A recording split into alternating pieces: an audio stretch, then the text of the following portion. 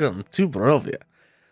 I am your humble master of dungeons and keeper of dragons, Pixel, and I am pleased to present to you the 11th episode of Ages of Ainor presents The Curse of Strahd. Yo, what's up, everybody? How we doing tonight? We are glad to be back. Hopefully, the tech plays nice for once in our dang lives. But thank you guys so much for coming and hanging out. Before we get started, as usual, we are going to do our housekeeping stuff.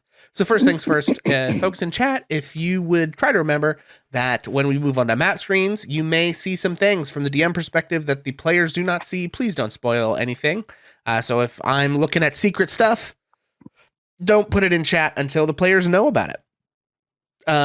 Secondly, please remember that D&D is a complex game with a lot of rules where we are also improvising a story together in real time as a group. So I may play fast and loose with the rules sometimes. I may change things in the adventure. I may forget how rules work and make some stuff up on the fly, whatever. So if you know the rules and we're trying to figure them out, please feel free to put that in chat if you'd like, but do know that we won't be going back to fix stuff because when the moment passes, and we're just gonna move on. Thirdly, please remember that we want to be keeping this space as open and welcoming as we can to the extent that that's possible on the internet.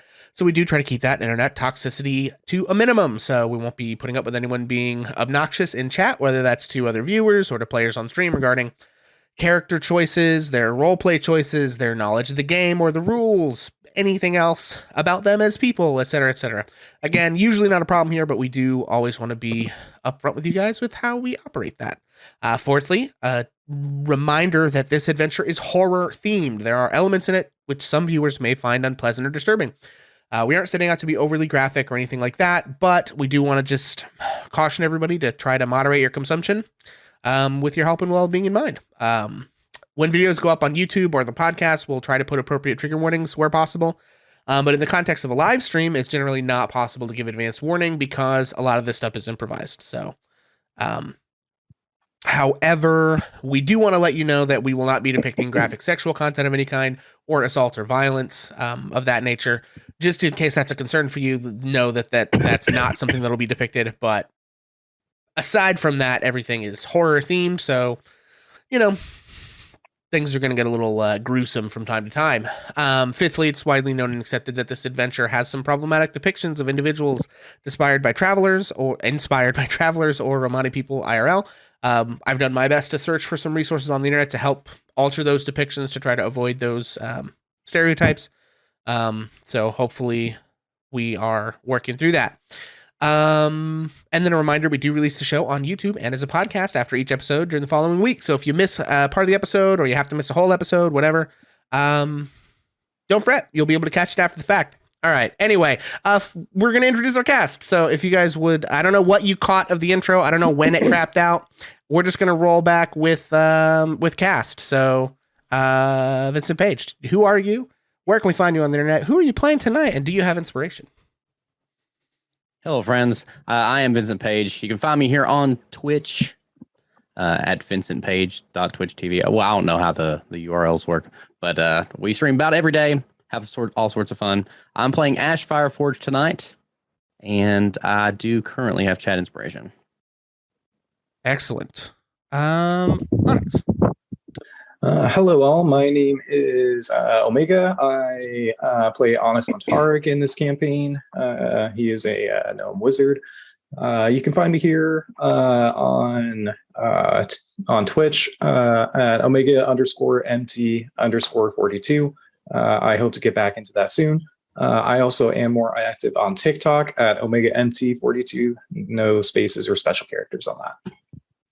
Very good. And did I miss who you're playing in your inspiration status? Oh, yeah, sorry. I currently have chat inspiration, so I am all squared away on that. Excellent. Ozzy. Hi, I'm Ozzy. I play Cass Amblecrown. I'm an Ancient's Paladin, and I currently have chat inspiration. Awesome. And, of course, Bonus Bomb. I am Bonus Mom. Tonight I am playing Wanderess, the Circle of Stars Druid, and I would be remiss if I didn't point out the artwork behind me that was done by my good friend Wolfisa, and that is Wanderess, minus the top of his head because my computer didn't cooperate. I'm everywhere, me and the former guy. If it's not him everywhere, it's me. Okay, so you can find me podcast, TikTok, Twitch. Yeah, I'm there. And when I'm not doing my own thing, I'm hanging out with Vincent or Hammer and Pixel or Omega or whatever. So, yes, I have chat inspiration and I am delighted to be here. Wanderess is not so delighted because we're in a whole lot of trouble. But other than that, we're all good. I have blue hair. I just thought I'd mention that. Alrighty, and of course, as always, I am Pixel. I will be your dungeon master this evening. You can find me here on Twitch at twitch.tv/hammerandpixel, where I play games sometimes when my computer decides to play nice. Oh. And you also can see me here GMing Curse of Strahd and Region of Bedegar, which are our 2 ongoing campaigns on alternate Fridays, as well as the occasional DM stream on Thursdays, where we world build and talk about kind of D&D tips and all that kind of fun stuff. I also produce the Bonus Mom podcast and a whole bunch of other stuff. You know who I am. You can also find us in our Discord. If any of you are not already over there, we have lots of people trying to play some D&D over there. We are trying to get more and more games up and running. So, all of that having been said, and without further ado... Not quite. What did we forget? Yes, thank you. The totally Ream streams tomorrow. They're good friends of ours who game on Facebook are doing a marathon all through the weekend as a cancer fundraiser, someone that they know who is struggling with cancer and has lots of bills and things to go along with it.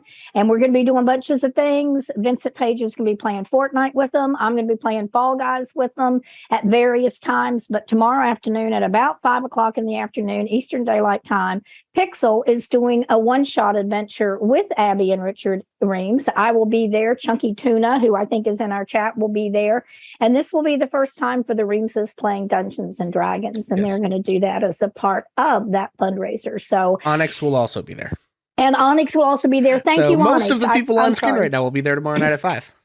Yeah. So please join Ream Streams tomorrow on Facebook. We'll be all over it. Bonus Mom will be there too. And we will be posting that link in our Discord as well, to their stream when it goes live, just so you guys have easy access to that. Because I know not everybody is getting all those Facebook updates.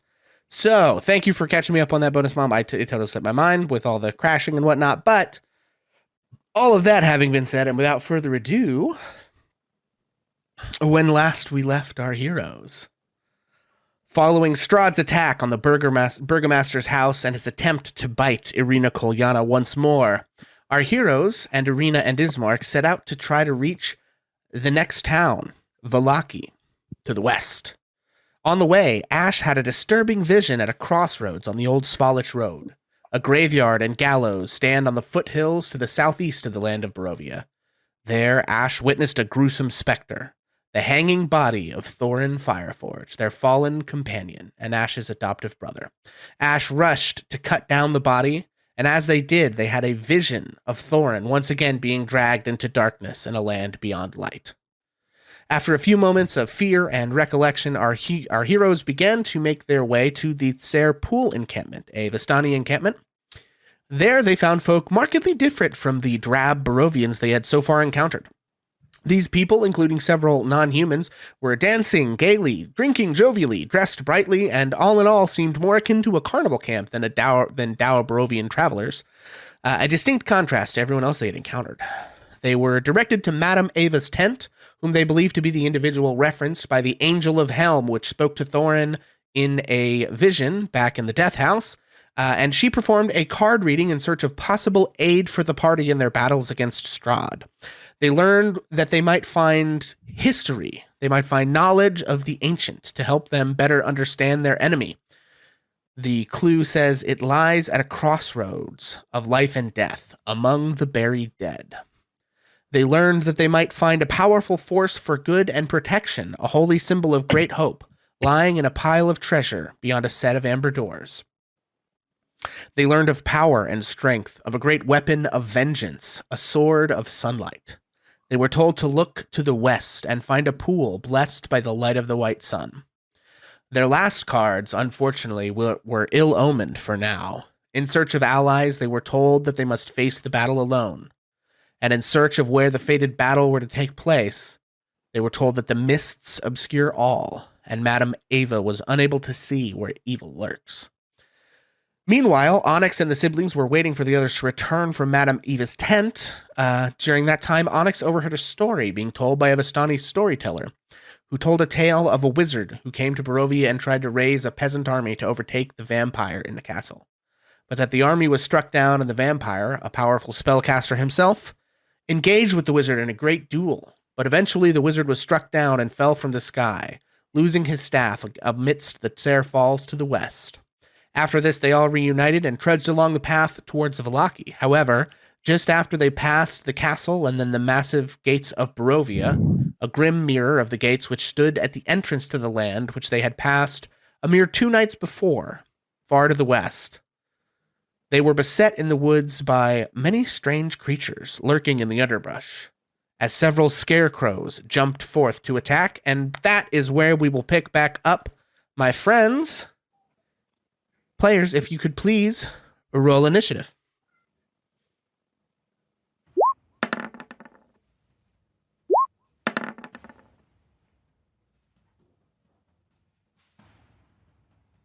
I need to do something here.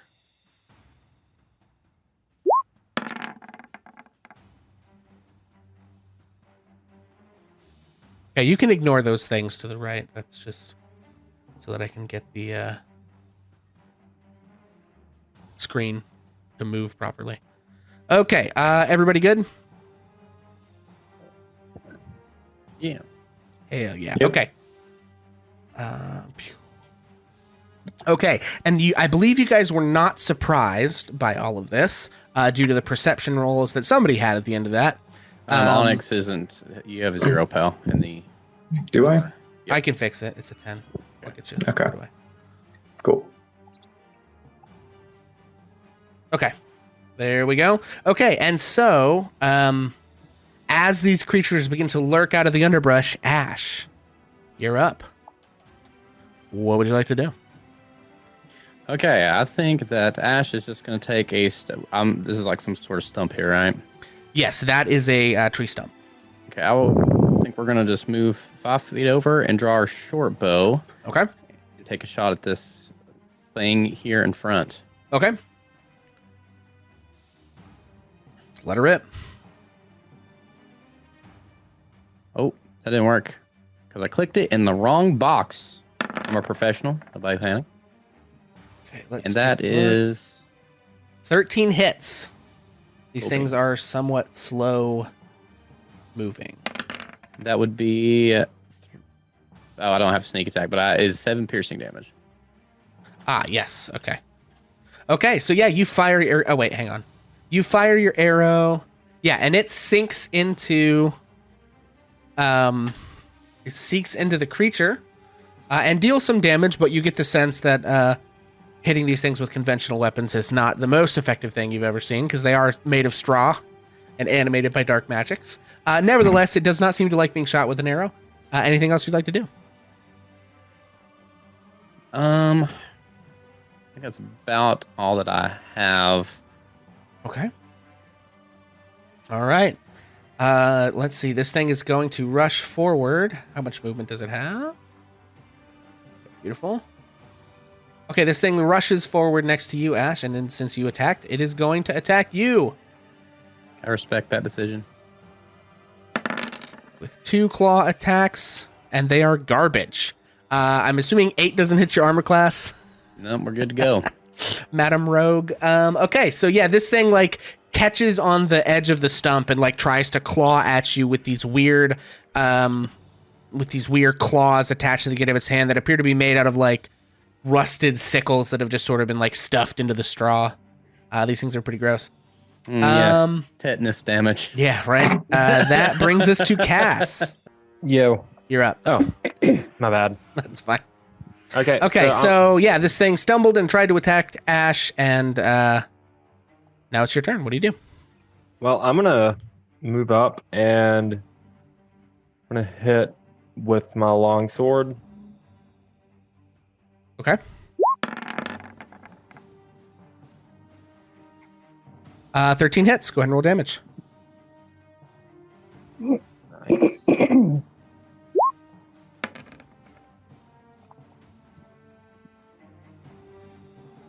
Okay, 6 points of damage. Okay, again, this thing is like made out of straw, so it is a little, you get the sense that it's not the most effective, but it does still damage it. Anything else?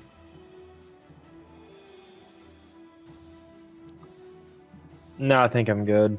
Okay. Okay. That brings us to our other.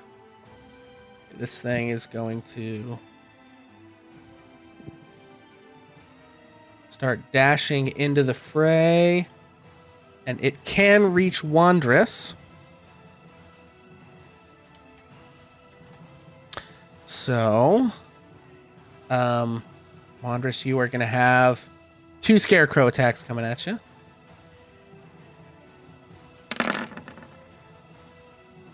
Okay, I've got a 19 and a 9. 19 hits. Okay, so you are going to take 5 points of slashing damage, and I need a wisdom saving throw.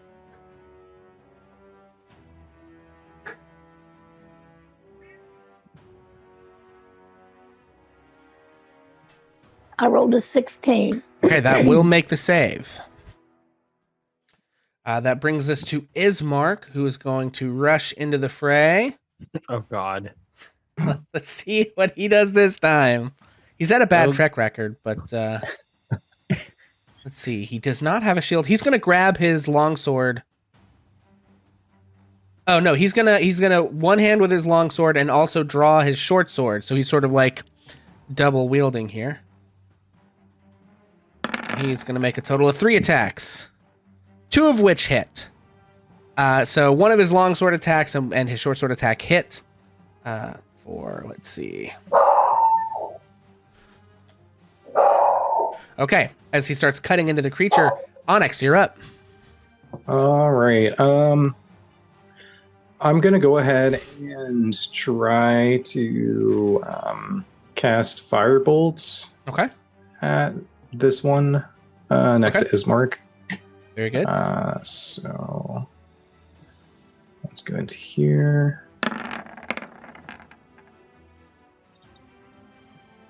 21 will hit. Perfect. Okay. Oop. Now, this thing is made out of like dried straw and whatnot.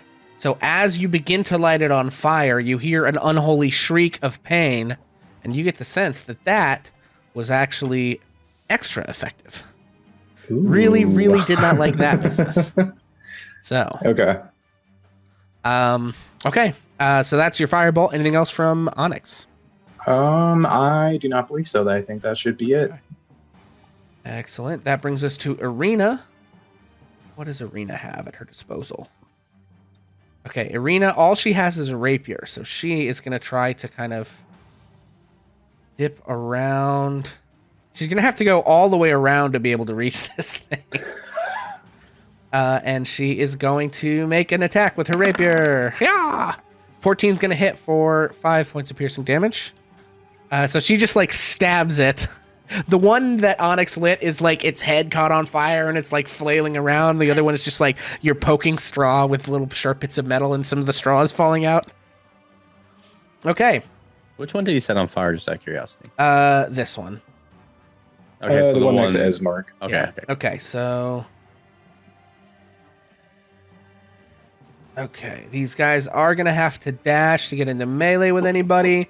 So that one races in next to Ismark. Wandress, you're up. Okay, so Wandress is seeing what's happening and that the fire is really affecting these creatures, and so he reaches into his pack and pulls out his flaming sphere, Okay. and he is going to toss his flaming sphere right on right let's see, I'm trying, like, if I move up there, you'll see where I am. It's going to be like if I throw it right there. Okay, hang on. I got to get you a flaming Now, sphere. let me see. Wait a minute. No, that's not good because that, oh dear. Okay, No. how big is the flaming sphere? It's a 5-foot diameter. And I realized doing that, yeah, there is do I have ownership of that now? I'm working on it. Yeah, now that I'm looking at that and realizing what it is, I think that there's no way to get it without getting some of the children involved.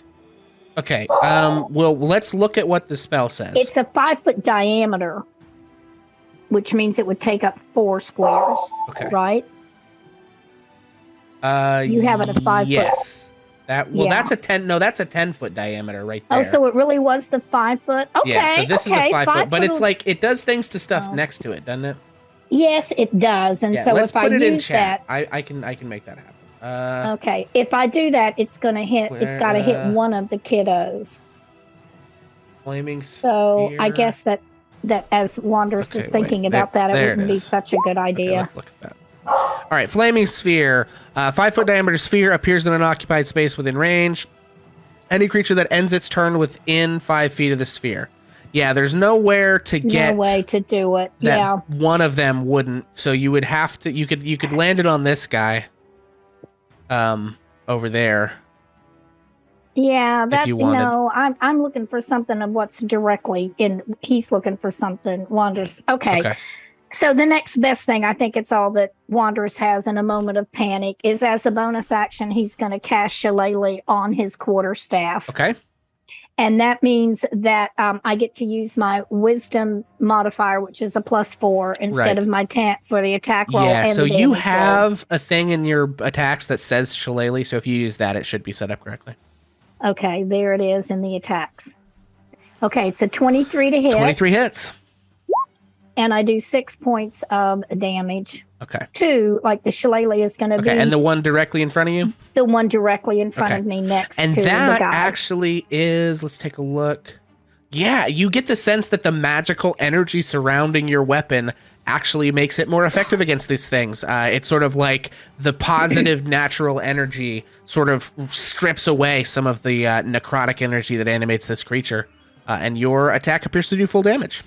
Okay, and Wanderous, in case somebody didn't notice that, Wanderous is shouting, "My magic is good here." Nice. Okay, next up is this guy who he rushes up to Arena. Rutro Raggy. 2 claw attacks. A 10 and a 5. All right, Arena, what's your armor class? 15. So Arena, in her heavy breastplate, just sort of these attacks kind of glance off of her as she parries with her rapier, and I can't roll for shit tonight, apparently, guys. I was worried this encounter was gonna like totally kill you guys, but apparently not. Okay, and then this guy, let's see, he's gonna have to sprint. These guys are basically just gonna go for the closest creature. And he had to dash, so he doesn't get to attack. Okay. Nice. So we have entered the melee phase of the battle, where everyone just bunches up in the middle. Ash, you're up. What would you like to do? You have one dude right on you. Irina is going solo with this other dude. What would you like to do? So before I make any sort of move, can we talk about the logistics of how I would use like a tinder box or anything in combat? Okay. Yeah, so I think if you were going to grab a torch and try to light it, I think that would be an action. Okay. So it would take your turn this turn, but would get you a more effective weapon for the future. Okay. The other thing about the torch is I don't think sneak attack would apply to it because it only applies to like dexterity weapons, and this is improvising something you're not proficient with. But I would rule a torch would be 1d4 on these guys, and you use your strength mod to attack with it without proficiency. But if you hit, it'll do double damage because they're vulnerable. So it's kind of a trade-off. So it's like, do I sacrifice my sneak attack or do I go for the crap? I don't know which one I want to do. Indecision. Be Ash. What would I Ash know. do? Well, listen, Ash has made some questionable decisions, but it doesn't take a genius to realize that fire probably is doing the job. Okay. So maybe what we'll run for is we're going to disengage for sure because I don't want an attack opportunity from this cat. Okay. I would like to move up next to Arena, Okay. noticing that she's kind of taking it on by herself, and we'll use our we'll use our action to see. Now I'm thinking double, right? Because if it's just double damage, just like the best I can do is like 8, right? Plus what's your strength mod? Double check that. Because it would be 8 plus your strength mod. Or I guess actually if they're vulnerable, it doubles all damage from the attack. So it's +2, I guess. So the most you could do is like 12 or something. Yeah, so if you maxed out and did 8 plus 2 is 10. No, if you 4 so 12, like 12. I think that I'm just gonna have to go with the sword attack. I almost feel like we have potential to do more damage there. I could be wrong. Maybe I'm wrong. I don't know. Well, your short sword is what, a d6? Yeah, +4. And your sneak attack is a d6. Yeah. So if you max what's your dex mod? We're getting into the nitty-gritty, y'all. Oh yeah, 4. So 4. So if you max damage on that, that's 12 plus 4 is 16 divided by 2 is 8. So oh wait, so they're resistant to other types of damage, which yes, yeah. So they're resistant to. I'll just tell you. We like to dance around it, but I'll just tell you these things are resistant. You guys could probably tell this to non-magical bludgeoning, piercing, slashing damage, which is a super common resistance for monsters like this to have. So. But they are specifically vulnerable to fire damage. So everything fire is doubled. Anything magical is flat, and then anything non-magical is, Well, that forces my hand. Let's light this baby. I don't know if I have a torch actually, though. So what I do if you got have, like an explorer's pack or a dungeoneer's pack, those usually come with torches, right? I have a hooded lantern, my friend. Uh-oh. Oh no. Oh no. This might be the best that I have, though. Okay, wait a minute. I'm sorry, I'm taking way too long with my turn, and I very much apologize for this. Can I dump a flask of oil on this thing? Do you have a flask of oil? I have to. Yeah, absolutely. You can dump a flask of oil on this thing. Let's do that. I would like to do that, please. Because I'm pretty sure there actually are rules in 5th edition for using a flask of oil like that. So if you will stand by for 1 second. I don't know if that'll help. So yeah, this would be another. So this will be an attack roll with your strength modifier, and you're not proficient. So just roll a d20 and add strength. Okay. I don't know if this is going to do us any favors, but you know what? Since when do I do anything? What was it? 1d20. I got to remember the.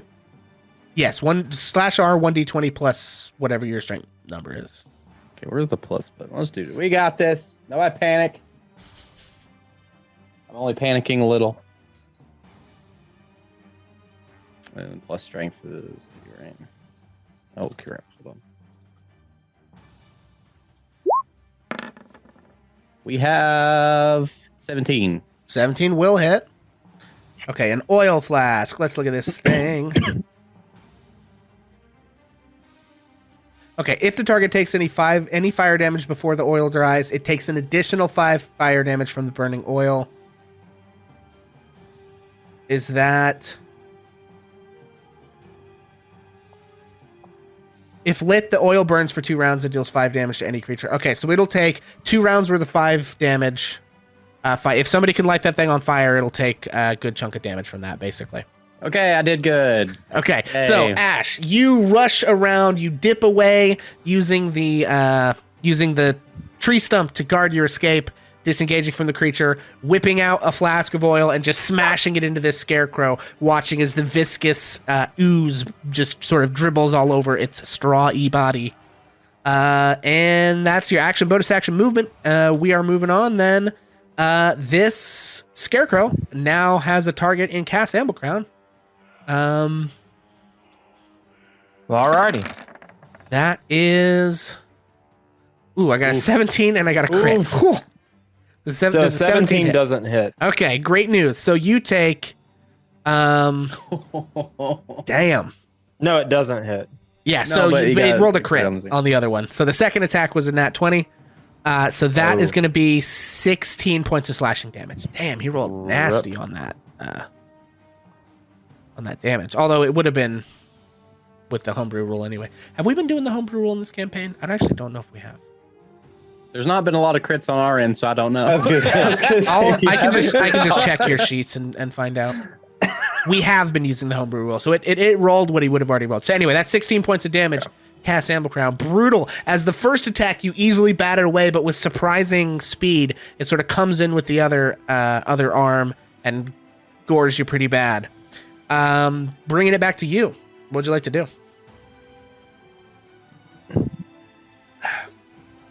Okay, so. Right. Well, he's probably gonna light that one on fire his next turn. I mean, I'm gonna go for the one that just hit me. Okay, yeah, let it rip. Respectable decision.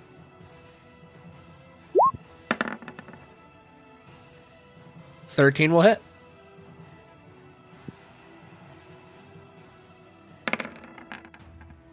Okay, and that is just going to be the 5 slashing damage. As you begin to carve some more straw off of this thing. Wait, how's it a 5? So it rolled as if you have advantage, but you didn't have advantage, right? So it technically counted that crit. Oh, okay. But we only take the left one since you didn't have advantage. Yeah, I was just confused by the damage roll. Okay. Yeah, that it's makes weird. sense. It's like if you roll a 20 on either one, it goes ahead and rolls the crit damage, even if. Okay. Also, that is not set up properly, and I need to fix that on your sheet. Speaking of. Anyway, okay, anything else from Cass?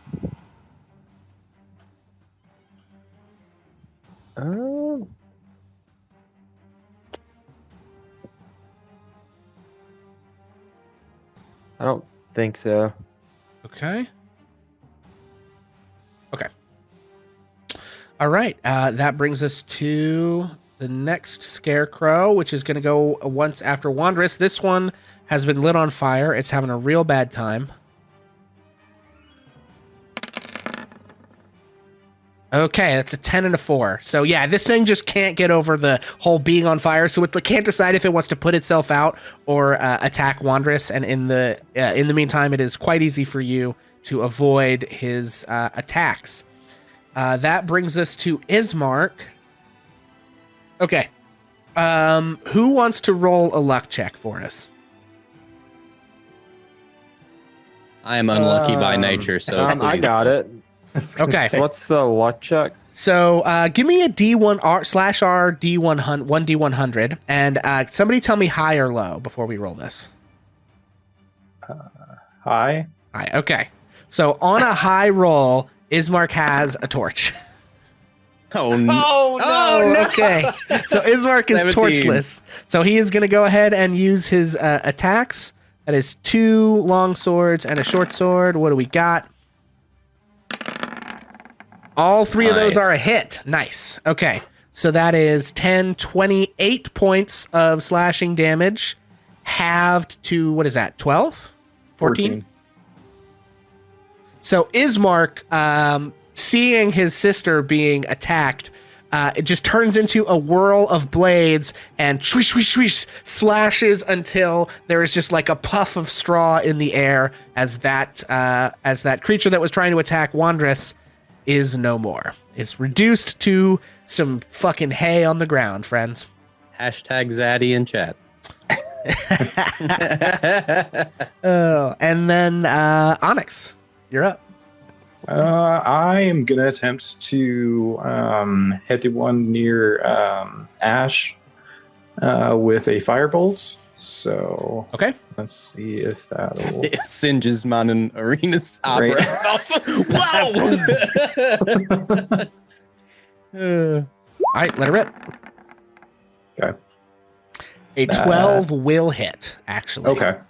I was like, And that is 6, so that is 12 points of fire damage. Plus it lights on fire. And I just looked that up. It will take 5 fire damage. Per turn. Yeah, for Or 2 per turns. round. So it takes 10 fire damage on this turn and is lit on fire. And so that one is having just a real bad time.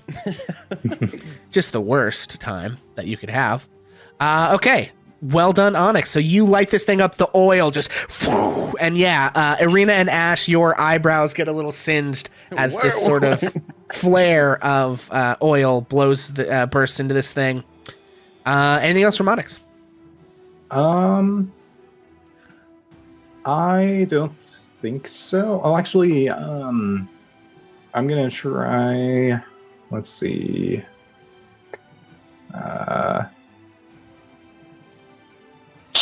I'll try to move over here. I'm assuming I can go into the trees. Yes. The trees are difficult terrain because of the underbrush, so you won't be able to move quite as far, but you can move into the So- trees. That's about. Okay, so like me right there. Yeah, I'm gonna move there. Okay. I'm just gonna try to get into a better spot where I can see all of them. Okay. Excellent.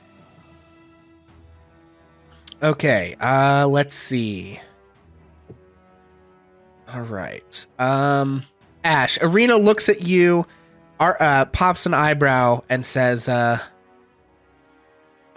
she says, God, I don't remember what voice I did for her. I think it was just vague British accent, right? She says, do you think the fire's got it, or should we stab it more? I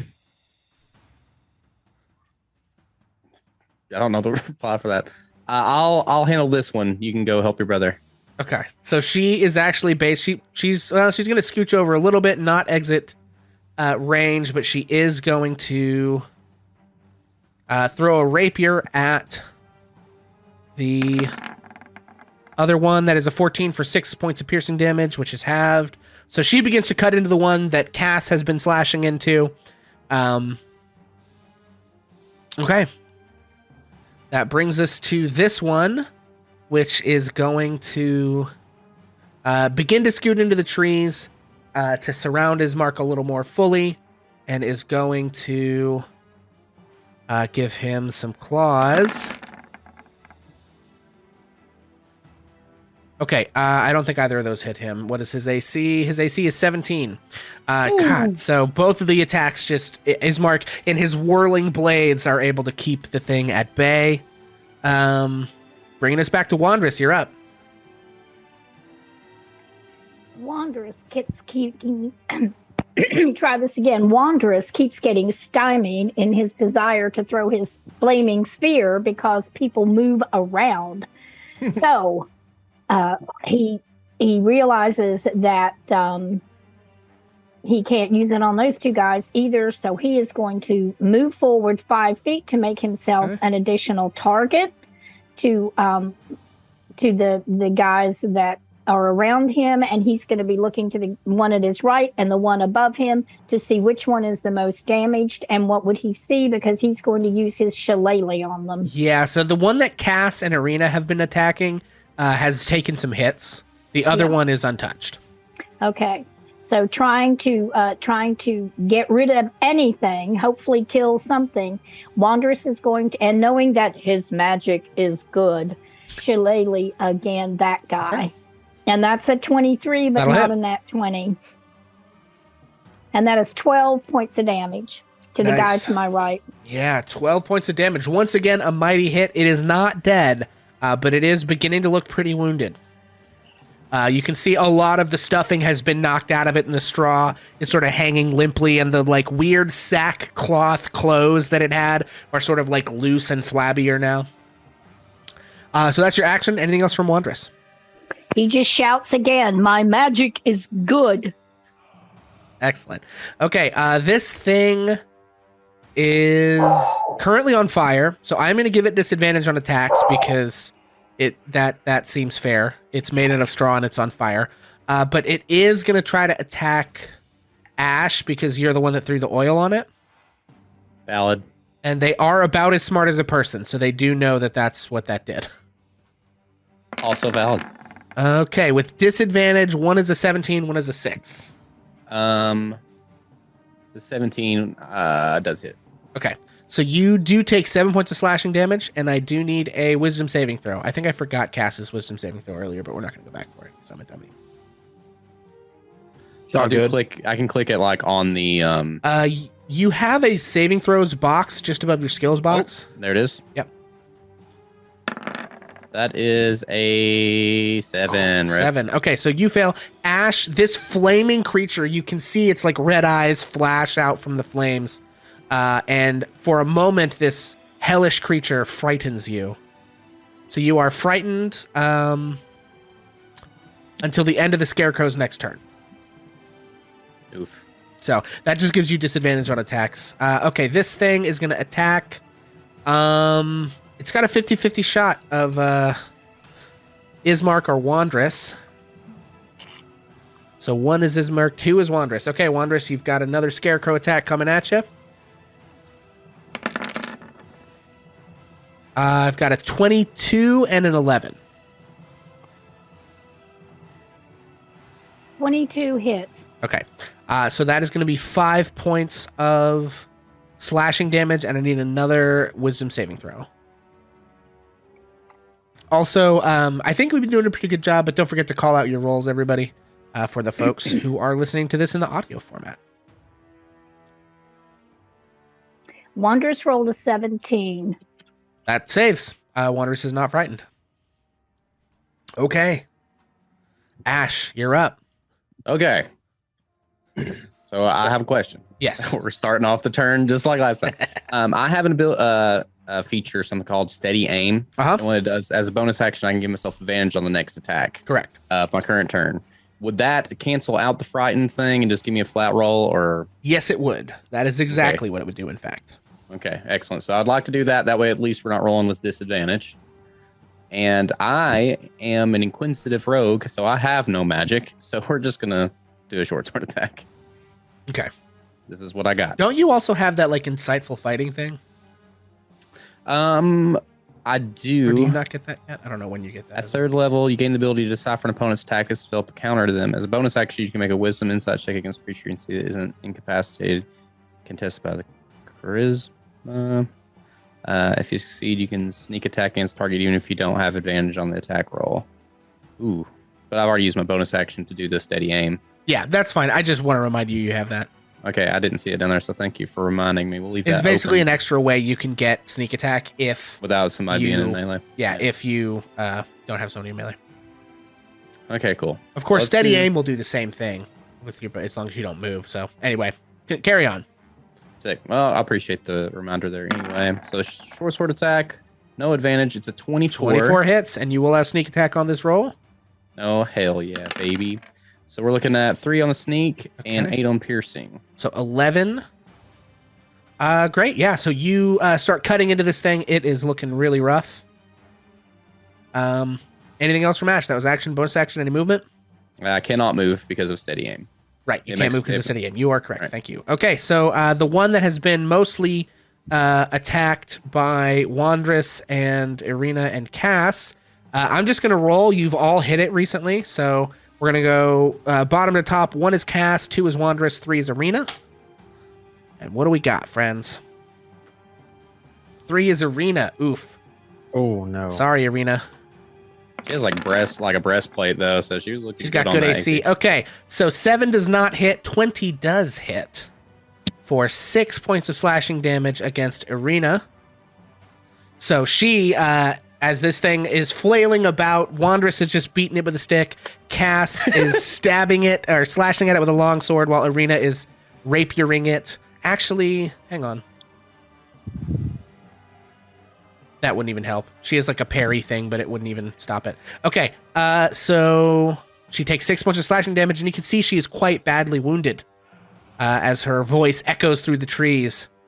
And Ismark immediately like snaps his head over to see what's going on over there. Cass, you're up. Okay, so I'm going to go at it with the old long sword again. Okay. 19 hits. Damn straight. Okay. You guys are closing in. This thing is not quite dead yet, but it really is looking quite rough. Okay. And then for a bonus action, I'm going to cast Searing Smite on my longsword. Okay. So you've got Searing Smite on your longsword. And that'll go off next turn on your next successful attack. Yep. Okay, Ismark is up. All right, we're going to make a wisdom saving throw for Ismark to see if he does the tactically smart thing or the dumbass brother thing. That's not Ooh, relatable that's a at all. 9. It's the dumbass brother thing. He is So, not very wise. His wisdom rolls are Ismark- always terrible. Ismark dips in between these two creatures, baiting an attack of opportunity from one of them. Does he take damage? He does not. He gets lucky and skates away, and then he is going to join in the fest of attacking the thing that attacked his sister. Let's see. So we're going to roll these separately because it might matter. That is an 18 for 4 slashing damage. And then... Oh, that's not the right sheet. You, come here. Second attack is a 20. That'll hit for 11 slashing damage, which is going to be 5. So he skates around and with a vengeance just absolutely annihilates the thing you guys have been wailing on. And then he's going to turn and make a short sword attack against one of the remaining scarecrows. For a 16, which is going to hit for 4 points of slashing damage. A glancing blow, but he does begin to wear into that last one over there. Okay. That is Onyx. You are up. You are muted. Yes, excuse me. So for Burning Hands, Yes. Do you want the Want the thing? 15-foot cone? I would appreciate it, just so Yeah, I know I'll how give big you- it is. I'll give you both of them. Okay. Their shape changes a little depending on if you're going like sideways or flat. So if you're going Okay. sideways like this, you Yep. could go like right there and get both those guys. Yeah. Versus this way. Which is Yeah, from right I mean, there, I you can could. still get both of them from right there. Yeah. I'll just go ahead and stay there. I think. Yeah, that'll get both. And of then them. I'll just go ahead and do Burning Hands. Okay. Let me put this into. I'll leave that there. Where'd that go? There it is. Yes.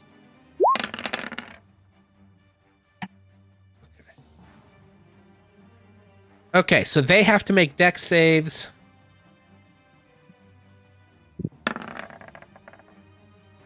Okay, so both of them fail to save. Woo. Yes. Okay, so you launch your burning hands, and some of these trees begin to kind of catch fire around here a little bit. Excuse you. Trying to. As you launch your flames. However, these scarecrows are definitely going to take damage. So they are going to take 20 damage a pop. Damn. So they are quite badly burned. You see these things go from Jeez. basically unscathed to just like wreathing wraiths of flame in a heartbeat as Onyx just sort of stands and just unleashes. What does it look like as you unleash Burning Hands? I don't think you've cast this yet, have you? I have not. So I believe it would be, I guess like, it's like a kind of like a mudslide, but with fire, sort of like. Okay. So it's just like a lava spew, just like It's just kind of like a little bit of a lava spew, like. Oh, incredible. As you sort of vomit lava from your hands all over these scarecrows, and they begin to burn and shriek in an unholy voice, sort of like this weird double voice thing going on. Okay, so that is a devastating spell from Onyx. Any movement or bonus action? I think I'm just going to stay here for now. Okay. Well, actually, no. I think I might get behind Wanderous. Yeah, I'll get behind Wanderous. Nice. So Onyx blasts flames and begins to light part of the trees on fire and lights these guys up, and then sort of like runs over behind Wanderous's bulk, bringing us back to Irina, who is again very badly injured, who is going to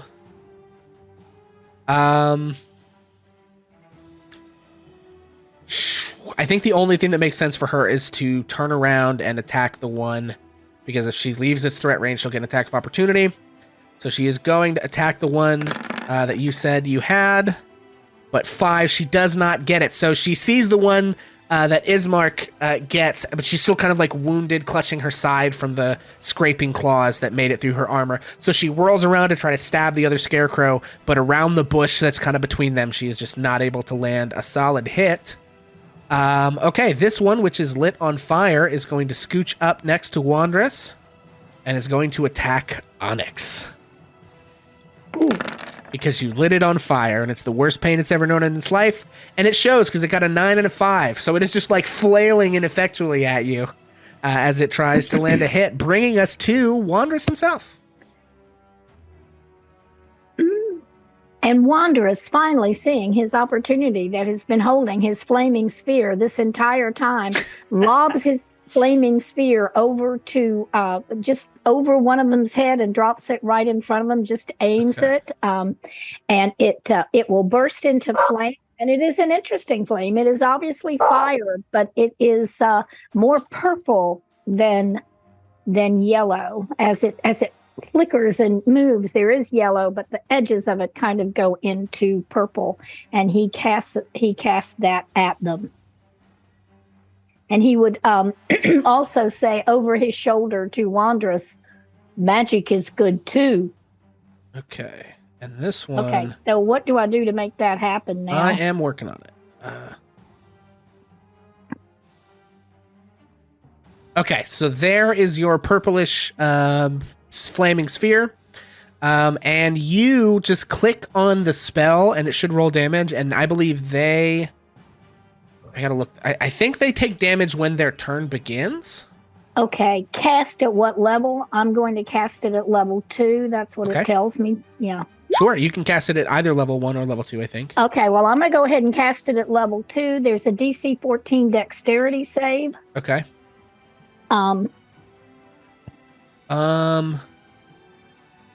Okay, you need to roll one more d6. I don't think it did your extra damage on that. And let's see. Okay, it says 5 feature appears and it lasts for the duration. Any creature that ends its turn within 5 feet of the sphere must make a dexterity saving throw. Creature takes 2d. Okay, as a bonus action, you can move the sphere up to 30 feet. If you ram the sphere into a creature, that creature must make the dexterity saving throw. Okay, so basically, what needs to happen is right now with a bonus action, you need to pick one of them, and the sphere is going to ram into it, and it'll go ahead and make the dex save now. Okay, the one that I'm going to pick to jam it in is the one that is beside the guy. Okay, the one that just attacked Onyx? Ish Kebab. Oh, the north one by Ismark. Okay, yeah. It rolled a 10. That does not make the save. It is going to take, what is that? 17. 17. It's going to take 34 points of fire damage. It is incinerated. How did it get to be 34? Because it's fire damage and it's weak to fire damage, so it doubles. So this, after Onyx unleashes Burning Sphere, Wanderous grabs your staff in your hand and like lobs a fireball, which sort of like arcs over and rams into this creature. And it is just fully burned up as this thing is hit by the fireball. The other one won't make the save unless it ends its turn within 5 feet of it. But you will force it to move, which will mean it'll get a bunch of attacks of opportunity. So, okay, the one in front of Ash takes 10 points of fire damage, and Ash, the one that you were fighting, has been burning this whole time, finally falls to its knees and just fully burns out on the ground, leaving you up to do whatever you would like. Okay. let's have some fun then. See, 5, 20. I think we can make it with our movement to cut off its escape, right? I think. Sure. And I'm no longer frightened, so we won't have disadvantage, right? That is correct. So let's attack this bad boy. We'll just do a simple short sword attack. Okay. Real quick. I want to read this insightful fighting again. I should have done that. I didn't realize my turn was coming up that quick. It's fine. I think you can use it now if you want with a bonus action to try to get advantage on this thing. Okay, that's it, right? Is it just gives me Yeah, advantage? so you make an insight check and it makes, I think it's a deception check. And if you win, then you get advantage.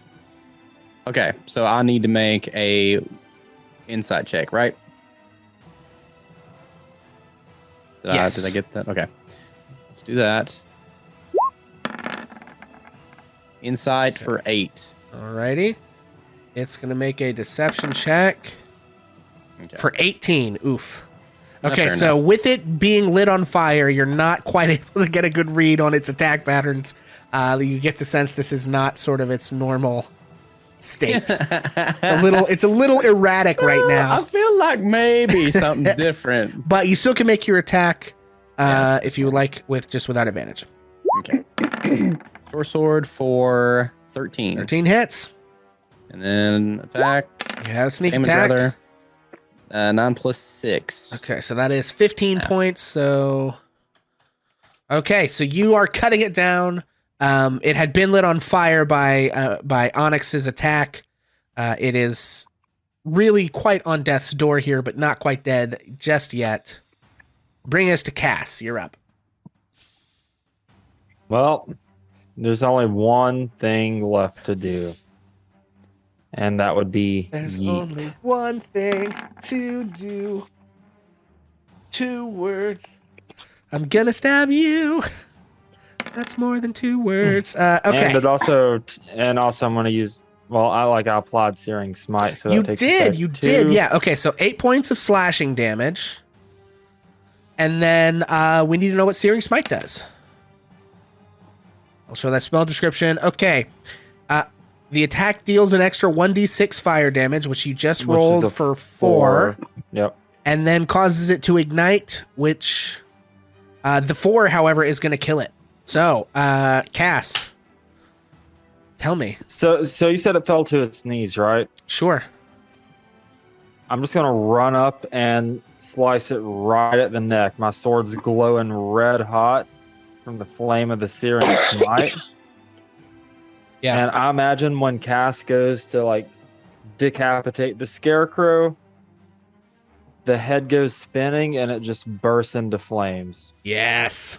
So yeah, as you cut the head and it bursts into flames, and there's this little bit of shower of sparks, almost like fireworks, as bits of the straw that kind of get flung around, sort of land on the ground and sputter out. And that is going to take us out of initiative. Real quick, just before another word is uttered, can we just talk about how none of us went down in this combat? That may be the first time that has happened this Right? entire campaign. Bro, I got fucked up though. Yeah, well, but you didn't go down. Yeah. It's the small victories. Okay. Yeah. Especially after those wolves almost murdered me. Ooh. Okay, friends. Let's see. Yeah, that takes us out of combat. You're standing in the woods. Everything in Barovia is kind of damp all the time. So the fire that had caught in some of the underbrush, which is, everything is kind of marshy. It's sort of like that swamp from the Neverending Story. You know what I mean? Oh, Everything's just kind of wet and gross all the time. Yeah. Mist everywhere. And so the fires don't last long. They sort of quickly sputter down, and you are left standing and panting in the Barovian woods. So, real quick, can I just go ahead and use Lay on Hands on Arena? I think so. You haven't used it yet no, you used it this morning, didn't you? I've got 5 left. You've got 5 left. Then yes, you can. I'll go ahead and burn the rest of that. Okay. Let me come over And here. then if I could just go ahead and cast Cure Wounds on myself to just regain some HP. Yeah, sure.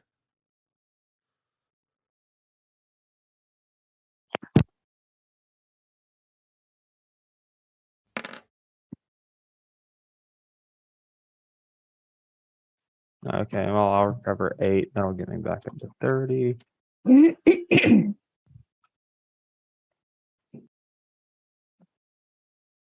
Okay.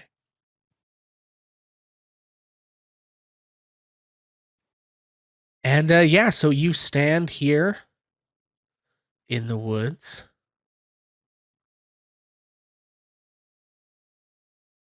If I can find the right creepy ambiance, I will play it. There it is. And yeah, you're on your way. You were headed west along the old Svalich Road, which is this road that kind of continues on through the trees. From here in the distance, you can see a strange, sort of decrepit-looking windmill. Off to the west a little bit. Sorry, and what were you saying, Wanderous? Wanderous is standing there breathing heavily and doesn't look like in the greatest shape himself. And says, we must hurry and get to a safe place. We are vulnerable here. And Wanderous would encourage everyone to begin to move and quickly along this road and not to stay in this wooded area for another minute. Agreed, Wanderous. All right. Okay, so you're not taking a short rest or anything. You guys are just pressing on. Wanderous wouldn't. He doesn't have anything to gain from a short rest, so he would be saying we should head to a safe place, and he's gonna take off. Okay. He would check on Onyx. Is Onyx in good shape to be trundling along on his own? I mean, like I'm not hurt, but I only have one level 1 spell slot left. Well, Wanderous I'm out of is spell hurt. slots.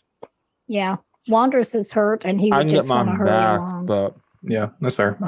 Yeah, I can definitely keep up with y'all, or as much as I can with my short legs. What about the girl? What kind of shape would he be offering to give the woman to carry her or anything? Yeah, so the wound has been healed a good bit. Okay. So she's got, it's still a little bit of like a scratch, but it's not like a deep gash like it was Then before. she's in better shape than Wanderous is. Yeah. Okay, so everyone's pressing on?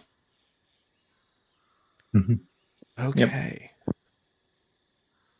Yeah, Wanderous would be pushing ahead as fast as he could.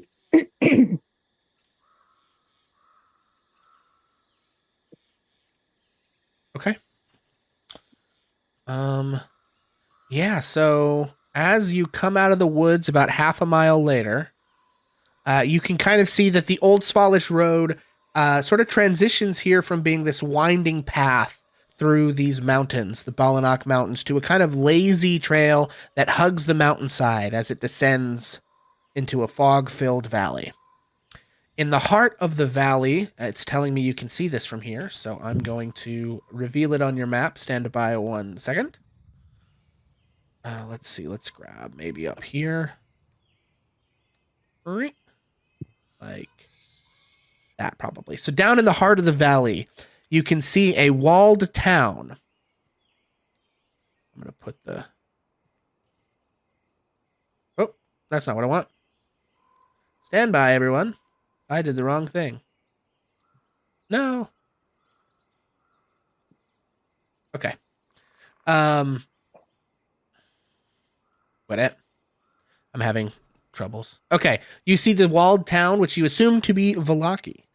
And you also can see the shores of a great mountain lake. The shores are dark and the water is still. And a branch in the road you see ahead of you leads a little bit further to the west to a promontory, atop which is perched a dilapidated stone windmill, its warped wooden vanes stripped bare. So that's about half a mile in. You kind of have to go down past that branching road, but you know that your true goal lies farther along. What would you like to do? I say we keep going. I don't really see a point in going to the windmill. There were windmills in that terrible house in the pictures. I can't go there in this kind of shape. No, no. And Wanderous is going to, unless you stop him, he's going to bypass the Okay. windmill. Yeah, I think that Ash's intention would also be to just get the Get the safety. the paired of them to where we promised first and foremost. And Yeah. I mean, I have a whole separate agenda after this is done. So Okay.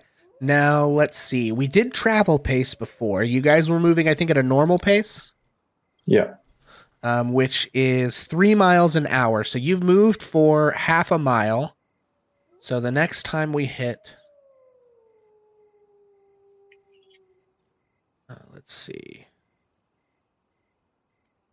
Okay, so you pass up the curving trail that goes towards the windmill, and I need somebody to roll me. I will tell you what I need you to roll me. Stand by.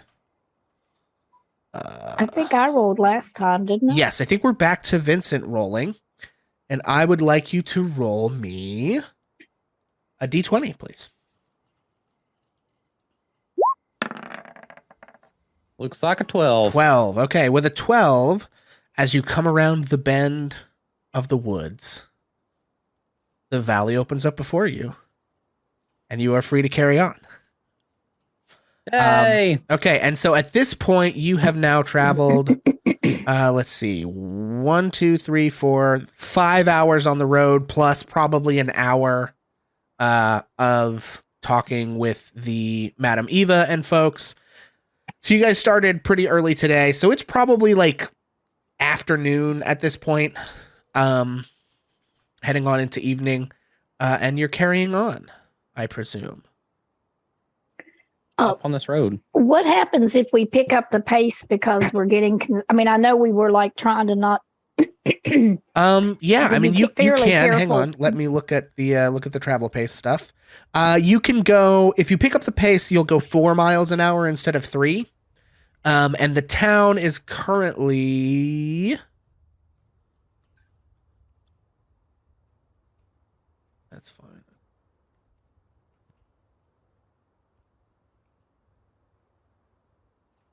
The town is currently just above 4 miles away. So you So we could basically be there would in get about an just to hour. the edge of town in an hour, or it'll take you like an hour and a half if you go at a normal pace. So How much Okay. longer do we have until nightfall? it's several hours probably, because if you guys Okay. started like, so you had the encounter with Strahd at sunrise, right? And then Mhm. you healed yourselves up a little bit and set out right away, right? So you've had 5 encounters, which happen once an hour. So, or 5 chances of encounters. So that's, 8 to 9, 10, 11, 12, like 1 p.m. plus an hour at the camp. So it's about 2 p.m. now. If you press on, you'll get there by about 3 o'clock. If you like push for it, if you just continue your pace, you'll get there between like 3:30 and 4:30 somewhere, depending on if you have. And an what's encounter. the downside of pushing our pace if we we try? have, You like, have a negative disadvantage. 5 to passive wisdom, or you have disadvantage on perception check. Yeah, Basically, no, if you not worth happen it. to have an encounter, you'll be more likely to get ambushed. Yeah, no, I think regular pace then, particularly Wanderous's damage. We don't so- really, we really don't gain much by doing that. I mean, it's Yeah. like Yeah, it builds up more over time. If you do it more hours in a row, you get a lot farther. But if you're doing it like just 1 hour, it's not as Okay, Yeah. I'm good for normal pace then. Okay. yeah, that makes sense. All right, you guys press onward.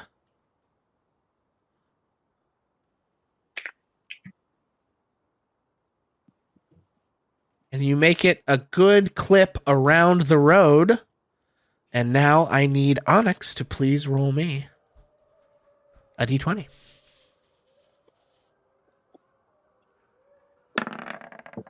Seven. Okay, with a 7, the town is in sight. The mists from the lake always rolling in, choking the road. And you carry onward. And in about half an hour, not quite half an hour, you reach the walls of Vallaki. So, let me go find that, huh? Okay. Okay. Yeah, so you reach the walls of Vallaki. So the old Svalage Road kind of meanders down into this valley. You're coming off the mountainside where the castle was and the gates and all of that. And you see that this valley is sort of watched over on all sides by dark and brooding mountains to the north and the south. You're coming kind of from the southeast, as it were. And the woods begin to recede. There's a clearing that's been cleared, and you can see a sullen burg atop a smaller hill, surrounded by a wooden palisade. The thick fog that you've been used to all over Barovia presses up against this wall as though looking for a way inside, hoping to catch the town aslumber. This dirt road that you've been trudging along, muddy and grim, ends at a set of sturdy iron gates. You can see a pair of shadowy figures standing behind them. Planted in the ground and flanking the road outside the gates are a half-dozen pikes with wolves' heads impaled on them.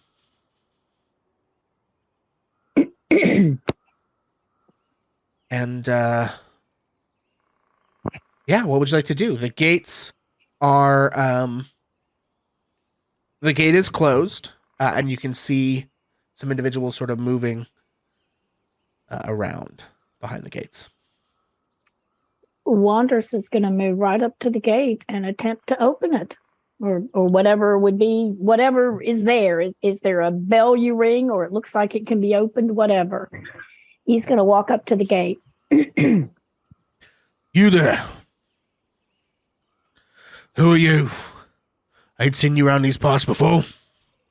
No, I'm not from these parts, but I bring people who need help. I need help.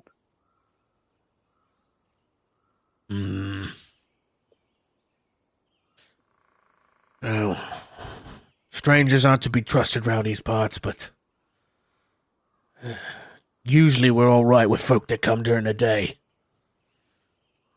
Yous can come in, but don't cause no trouble here.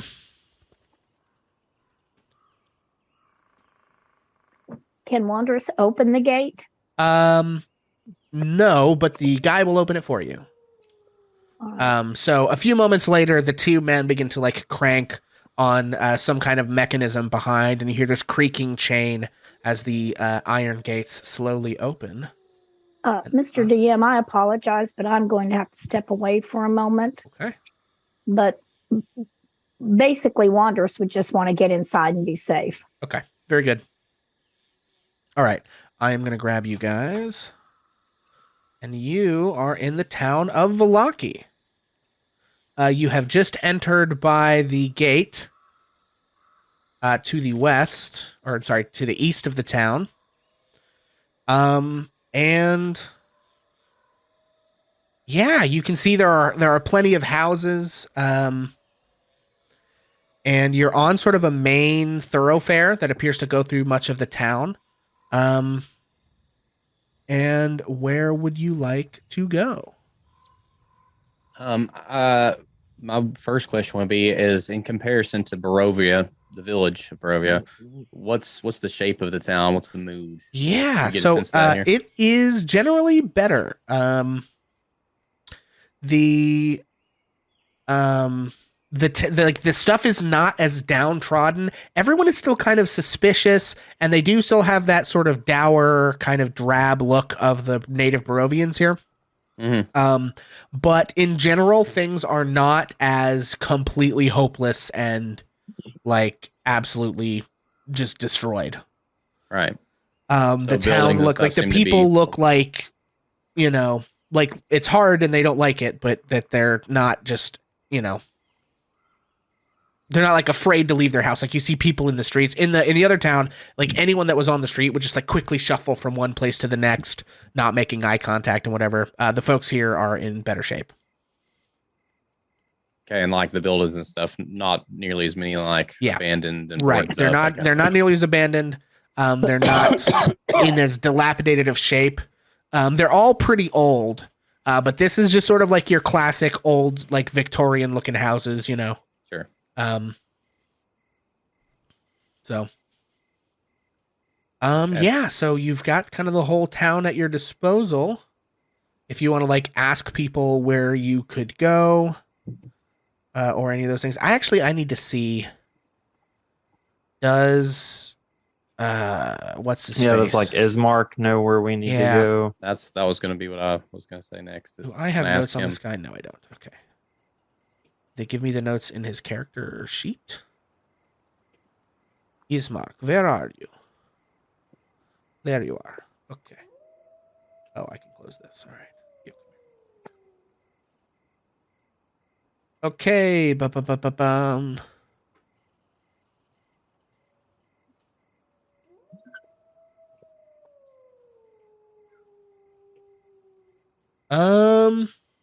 Okay. So this is just going to be a history check for Ismark. He has a +0 to this roll. It's not the hardest roll. This is probably like a DC 12. Let's see what he knows. Oh, nice. 17. Lucky. Okay. So yeah, Ismark tells you I've looked into this obviously before making our trip. Out of character, the only bit of foresight you've known him to have so far. And he says, I have heard that there is a church here that is supposed to be safe from Strahd and his spies. They say the holy ground is protected from the devil. Do you know what deity? He says, to my knowledge, it is the what is the thing called? It's the same one as like the other church, but I don't remember the name of it off the top of my head. I can't remember either. It's fine. I can look it up. It'll take me 1 second to get to. But Cass also wasn't there for the. Come on.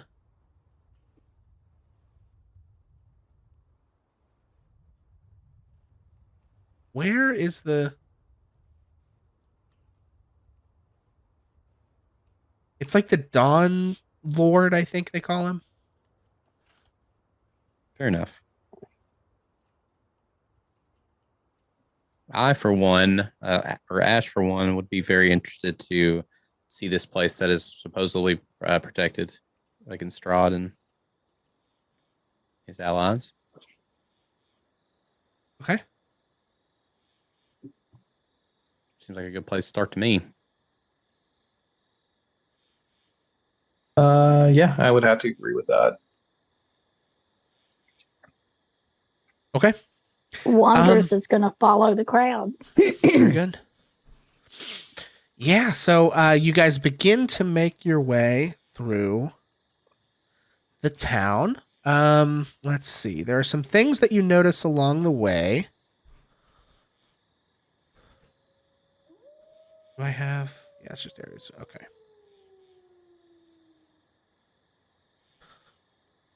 Okay. Yeah, so as you move through the town, you reach sort of your second main. There's kind of a big cul-de-sac to the south on your left. It appears to be a large stockyard with several locked sheds along the periphery that kind of lies adjacent to this roomy warehouse. And there is a wooden sign emblazoned above that says the Arasek Stockyard. And then parked at the south end of the stockyard is a sturdy carnival wagon with its colorful paint peeling off. Faded letters on its side spell out the words Rictavio's Carnival of Wonders, and a heavy padlock secures the back door. And you carry on, you see, let's see.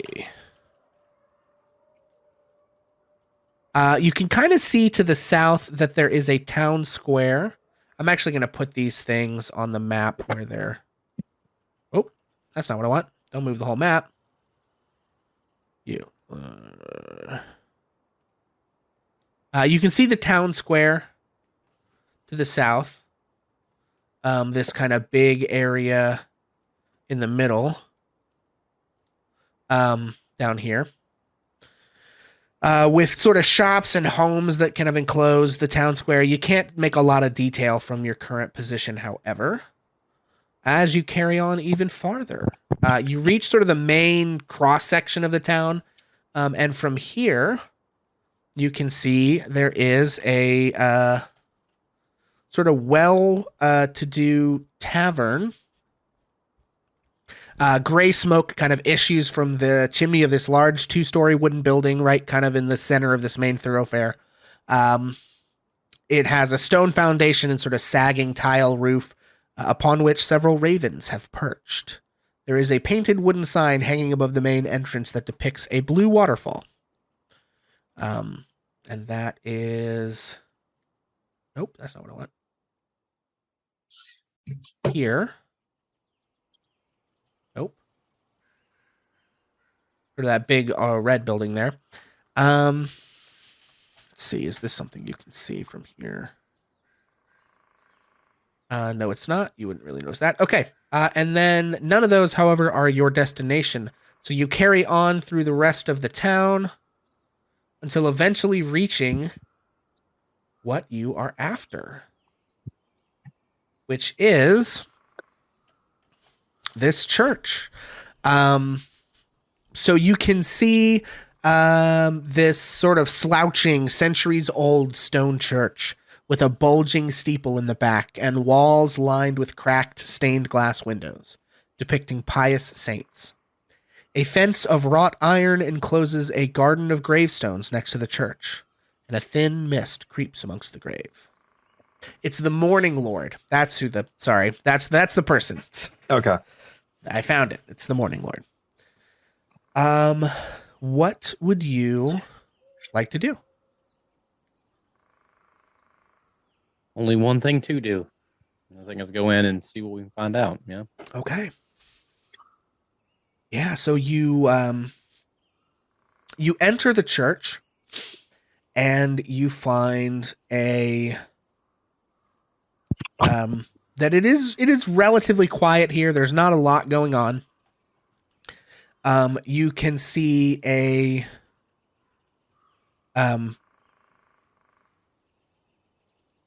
man who appears to be the father, the priest, wearing kind of like a dark cassock and sort of a religious headpiece.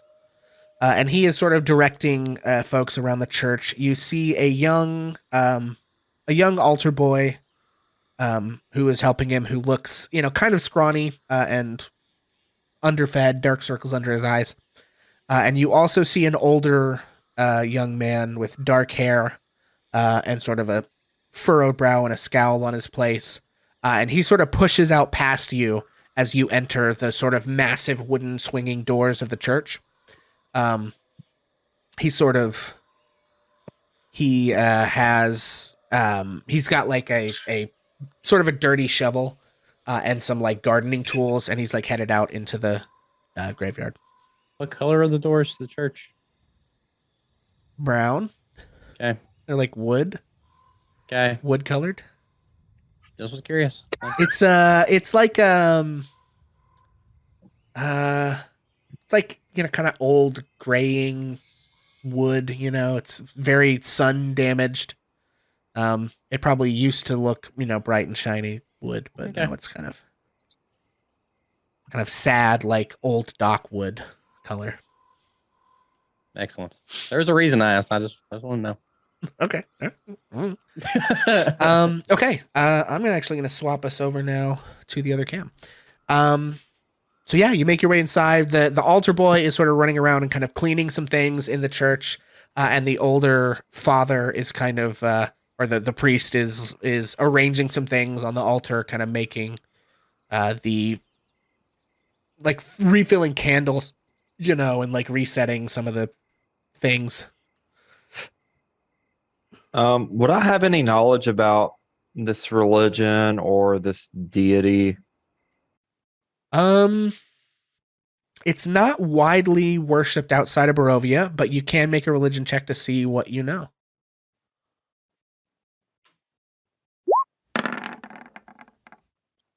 Rip. 6.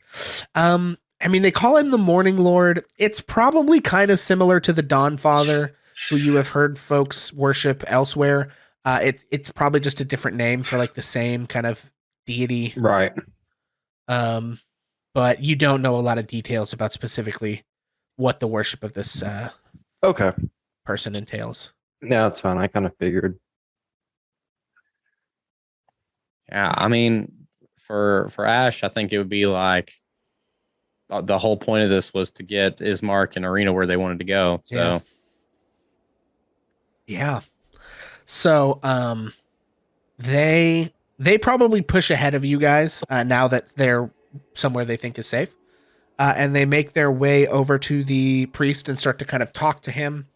And you kind of overhear the conversation. They're explaining their situation. If anyone who would like to can make an insight check. okay, I definitely would like to. Did you say perception? I said insight.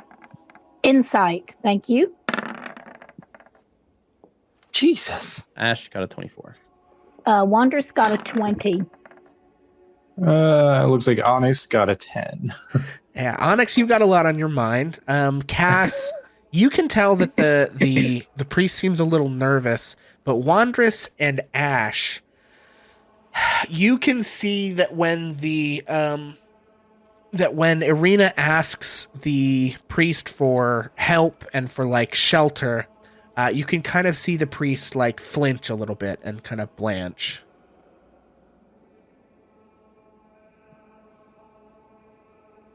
Do I get the sense that like this may not be as safe as they think it is?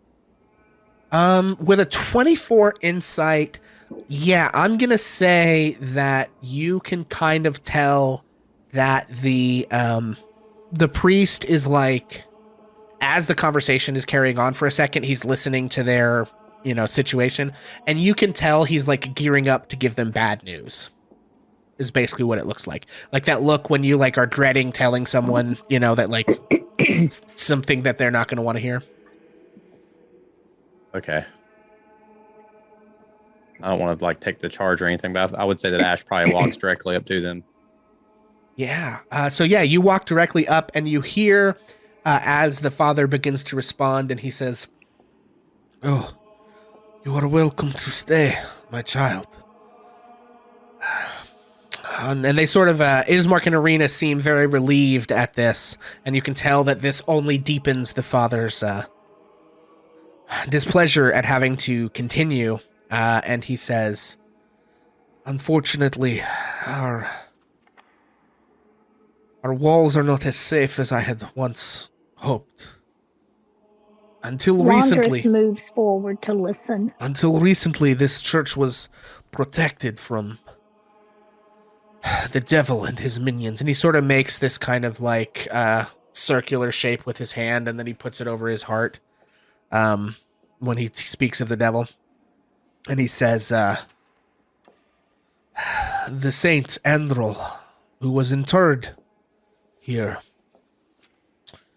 he kept us safe. I could feel his presence.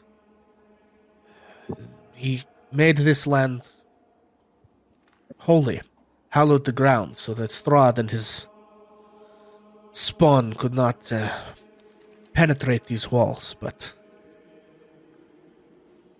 we are all at risk, it would seem now. A few nights ago, someone broke into the crypt and stole the bones. I've been trying to find out who, but aside from me, the only person in this town who knew about the bones and how important they were it was the boy." And he nods over to the young orphan altar boy. "He was scared. The older children were scaring him with ghost stories of the things that lurk outside the walls of the town, and I told him he can be at ease in this place because Saint Androl watches over us. About a month ago, I told him this. But after the bones were stolen, I asked him if he'd tell anyone else about them. He nodded, but he would never tell me the name. I still have not been able to get him to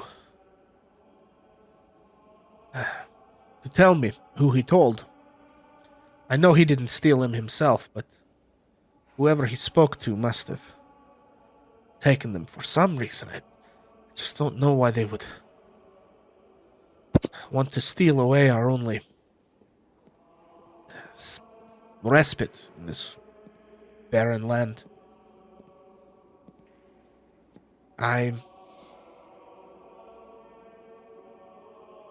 don't know. Perhaps if we can find them, this place can be made safe again, but I am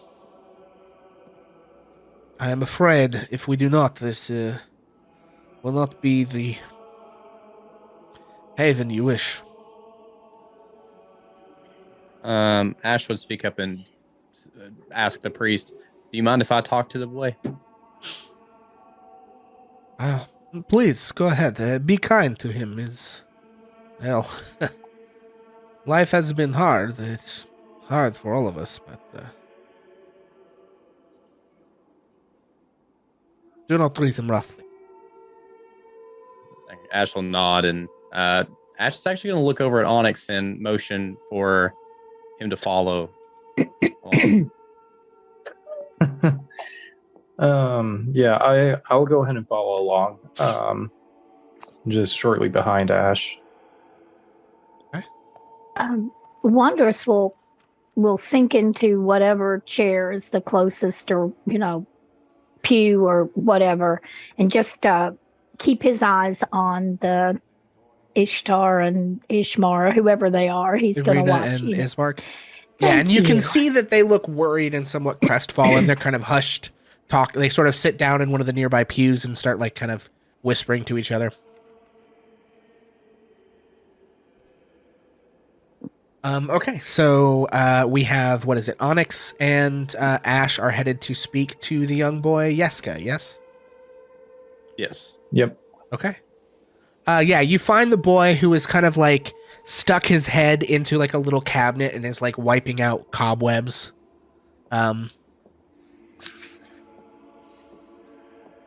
As you approach. Okay.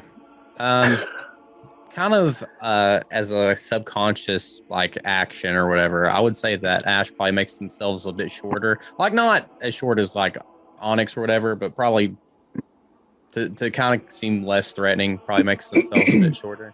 Okay. Yeah. And I wanted to just walk up and excuse me. The kid sort of like starts and you hear like a thump and a yelp. And then slowly kind of crawls out and looks at the two of you and says, yes? Oh, sorry, I didn't mean to startle you. What's your name? Oh, my name is Yeska. Yeska. Yeska, I'm Ash, and this is my friend Onyx. We are kind of new to this area, and we were wondering if we could talk with you a bit. Are you... You're a funny-looking kid, he says to Onyx. God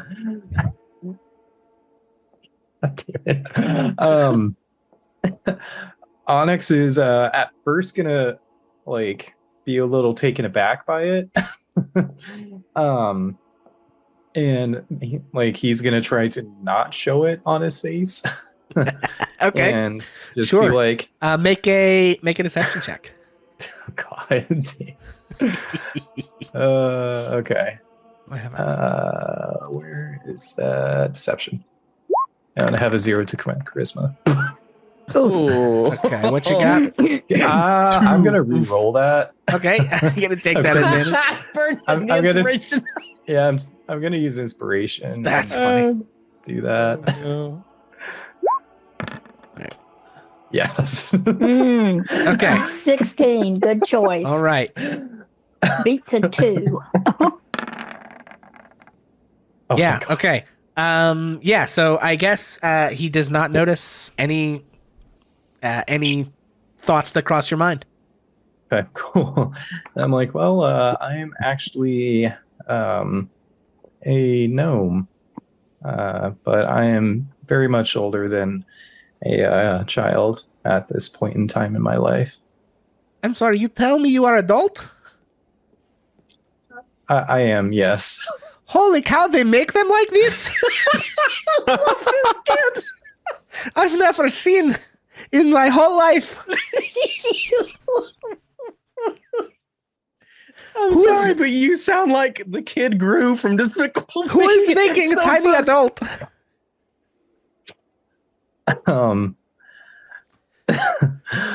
Well, I'm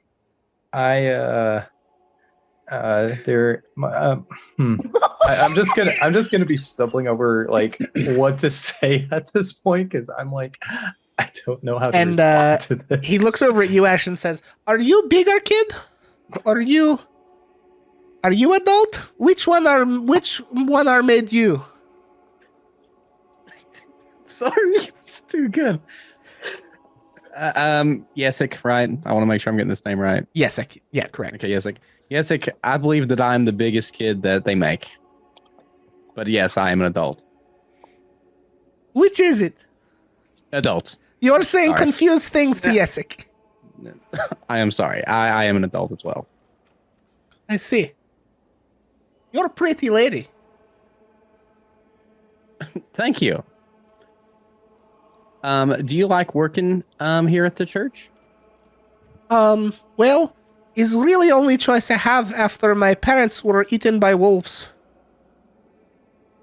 Ooh, I see. I'm very sorry to hear that. Do you have any siblings, Yesik?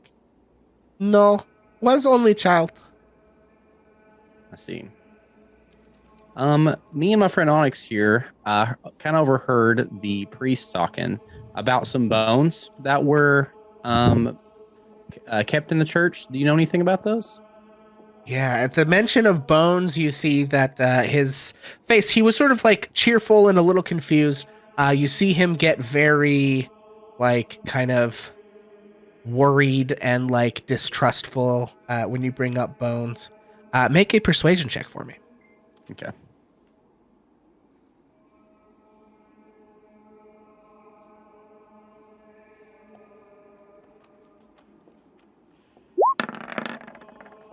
That is a 15.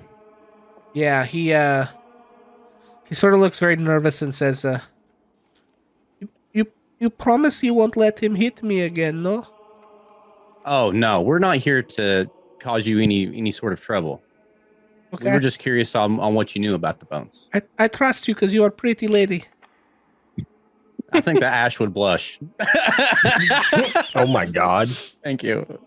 He says, Listen, we've been in Brovi for a while. I haven't heard any compliments. Okay. he says, well, the older Millivilish,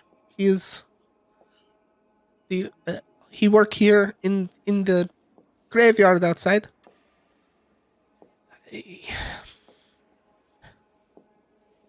Sometimes he hits me, and he made me tell him about the bones. I told him I had a secret the father trusts me with, and then he was bullying me, and I tell him I am special. Father trusts me with the secret, and then he hit me and make me tell him.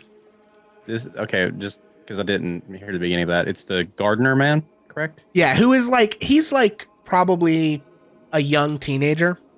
Okay. So it's not like a full adult man. But one of the older kids that yeah, we one of the heard that older bullied kids him. and the only other person you've really seen here. You've seen three people here. You've seen that you didn't bring with you, right? You've seen the priest, Right. And then the young guy walking out into the graveyard, and then you've seen this kid. Okay. He says, "But don't tell him I tell you." Although, wait, he'd probably figure out. Fuck. And then he quickly looks over at the priest, who is too busy talking to Irina and is marked and noticed. Because he said fuck. Is that what- Oh my god. Sorry. It's so good.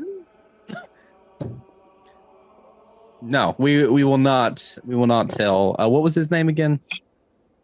I gotta make sure I pronounce it right. Hang on. Milivush.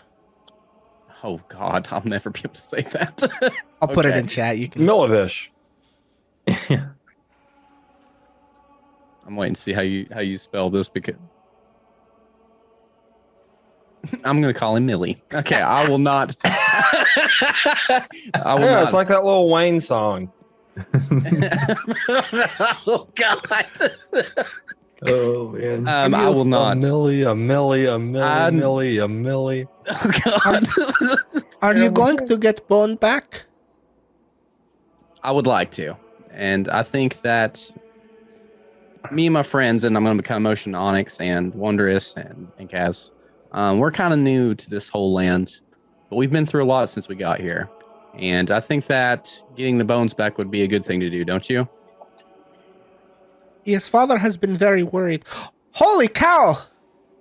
You have giant who big man with you. He's purple. I think Ash kind of chuckle and He say, barely fit in the doors. that is our friend Wondrous. Would you like to meet him? That's a great question. We're gonna make a Constitution saving throw to see how brave this boy is. I just love the accent so much. That's a 2. He sort of, when you say would you like to meet him, he just like half hides behind your leg. You know what I mean? Because he's like 6 years old, so he's just like looking fearfully around Yeah. you at Wondrous, and he just sort of like shakes his head. That's okay. The one thing you should know is that of all the people that I've met since I started my adventure, Wondrous is probably the kindest and would never hurt you in any sort of way. But That's okay. He is so big. I understand. Definitely comes off a bit intimidating. Pretty lady, I have to warn you. In my experience, big people are not kind. I'm very sorry that that's been your experience. But I think that we can fix your problems here. You tell me big people is kind? I've known a few big people, but again, Wondrous, out of all the big people I know, is the biggest and the kindest. So there is Okay. hope for some big people. I'm still scared. But I will trust you because you are a pretty lady. Excellent. I have to clean the cobwebs out of the cupboard now. Okay, thank you. Thank you for your help. And I want to see how much money I have. Because my heart is just wrapped around this kid's finger right now. I'm going to give this kid an entire gold piece. Yeah, Here, the have a kid's platinum eyes widen massively, and he sort of like tremulously holds out his hand as you place the gold piece into it. And then he sort of like looks around furtively and then just like snakes it into some pocket somewhere. He says, "It's for me. Is for you. I don't And- tell. Excellent. That sounds perfect. Don't tell father I no put it in the plate." Okay, I won't. Okay. You are nicest lady I ever meet. I have to clean the cupboard now. It was very nice to meet you, odd-looking, child-sized adult person. It was nice meeting you. Maybe, I think about it, maybe when you come back, I am brave enough maybe to meet your friend. Okay, and he goes back into the cupboard. I need to pee so bad now. This Okay. kid. Meanwhile, back at the ranch, Cass and Wondrous, were you guys over near Arena and the priest, or what were you all up to? So I want to go up to the altar Okay. and try to pray to my deity, since this is the closest to Yeah, okay. any kind of religion that I've had in a while. I'm gonna Sure. go up to the altar and say a prayer to Torm. Okay, great. Make a religion check.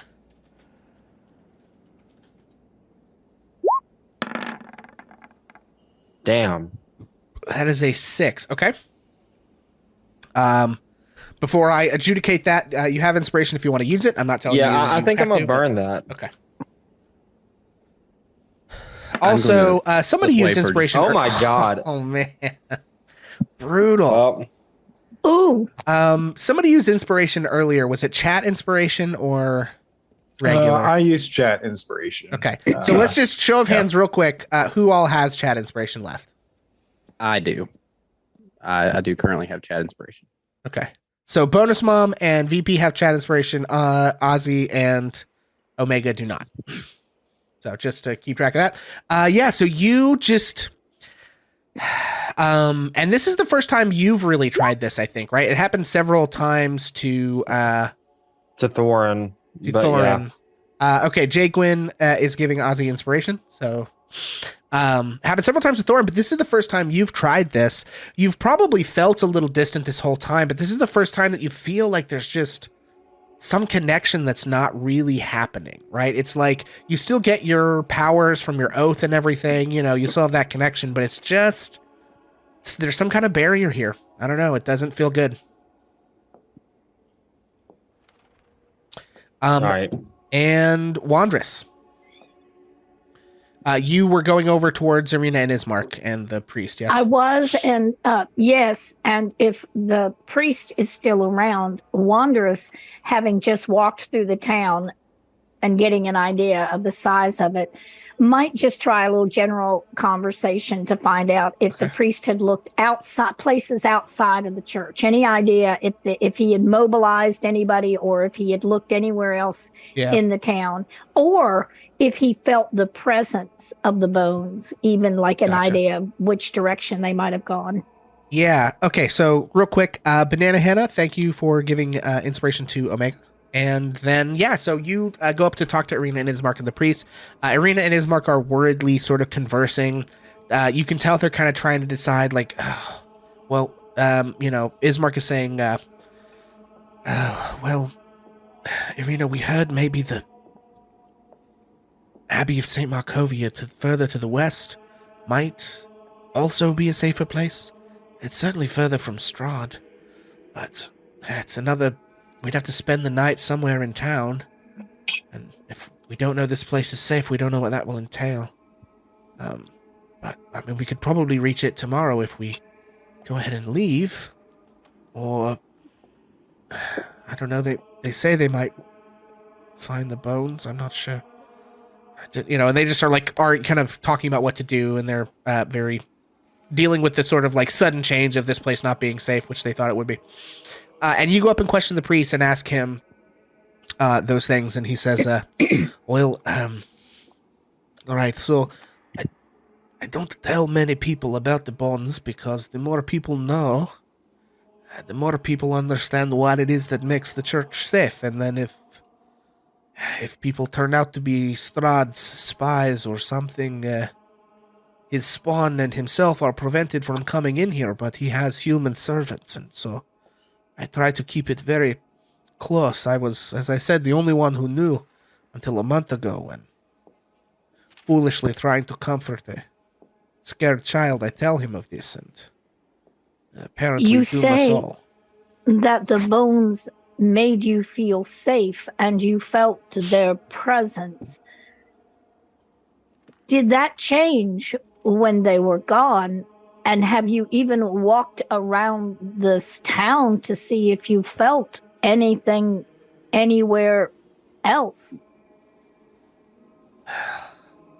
I do not leave the church often, but I have not felt anything in the town while I was... Sometimes I travel to the town square for ceremonies and things of this nature. In fact, there is festival coming up in a couple of days. I don't want to... Festival? Yes. In this god-awful place, they have festivals? Yes, the burgomaster here, well, he holds festival every couple of weeks. He thinks if we are happy here, that maybe Strahd cannot come. I don't know if this is true. So, And the burgomaster did not know of these bones? No, and I don't want to tell him because losing the safety of the church is not good. It If might ruin the festival of the blazing sun. the festival of the blazing sun, does the sun ever blaze here? Uh, do not tell, but only in the mind of the burgomaster could it be said to blaze. I see. If we were to look for your bones, how would we know if we found them? Are they marked in any way? Were they in anything that was taken, or it was just an armful of bones that disappeared? Oh, well, I do not. They were interred in a coffin, in a sepulcher beneath the church. Um, but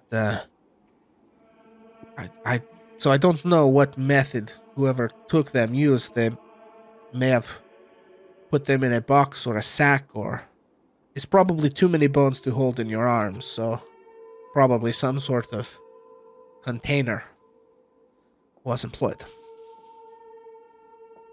I see. And Wanderers just casts an eye over to where his other friends have gone to talk to the little boy in the closet. We must rest and we must have food.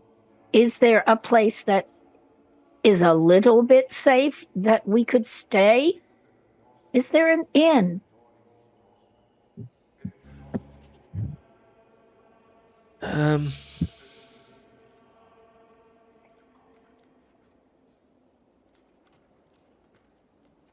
Yes, there is an inn here in town. The Blue Water Inn is just back up the road to the east.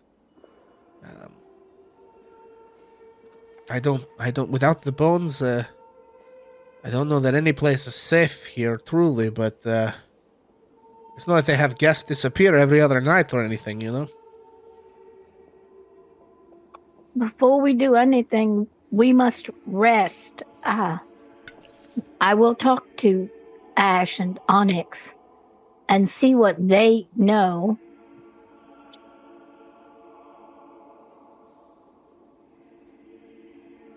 And we will see what we can see. Okay. You know this place is damned, this whole place. It's horrible. And Wanderous turns away and goes over to Ishmark and says, "There's an inn. We can rest. I don't know what you want to do. I don't know what to do." And that's all he has to say about that. Okay. All right, friends. What would you like to do? Well, I'd like to talk to the priest real quick. Okay, yeah, go for it. So, I can't feel any connection to my deity that I serve while I'm here. Can you tell me why? Yeah, he says. Hang on.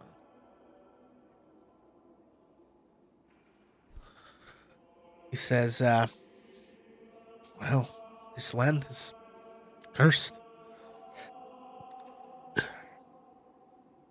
No. In longer than any remember, no gods have spoken here. There is scant holiness to be found. The bones here in the church were one of the few things that seem to have any divine effect at all. But we don't know why. They say We are cursed for the sins of fathers long past. I don't know what to believe. So how do you do it though? How do you run this church in such a godless place? Well, I have these hands. And every day, I try to put them to work a little bit to make the things I touch a little better. Doesn't always work, though.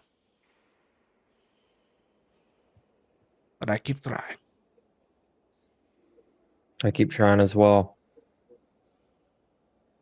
Well, I will pray that you find more success than me. And I pray that you find success too. And that you find the bones. Yes, that would that would be a much needed success.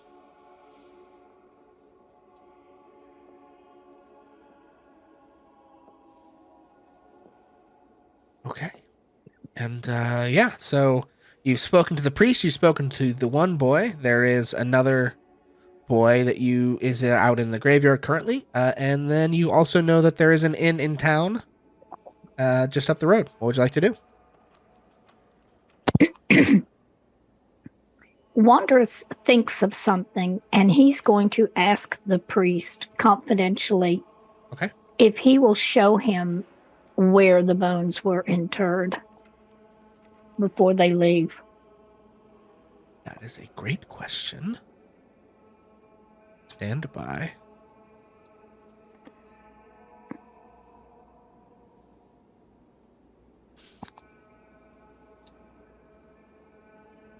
He says they were sealed in a crypt beneath the altar itself, but someone broke in and by prying up the floorboards nearby. And have you Yes. replaced the floorboards? Yes, we have. Show me where. Sure, yeah, he leads you over to kind of a corner of the front of the church near the altar.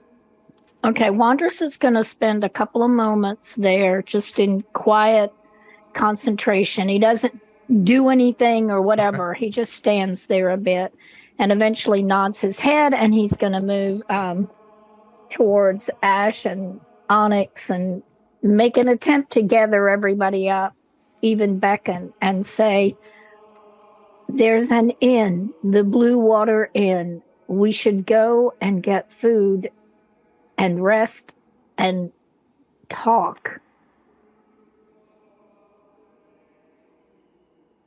Okay. So you guys want to go to the tavern? Before we take off and do that, if we're away from like everybody else, like if it's just the party speaking, is that a thing that can be? Yeah, sure. happening? You can find like a quiet corner of the church where no one will bother you. Okay. Before we leave, the boy, he told me who made him tell them about the bones, and I would like to question them before I leave personally.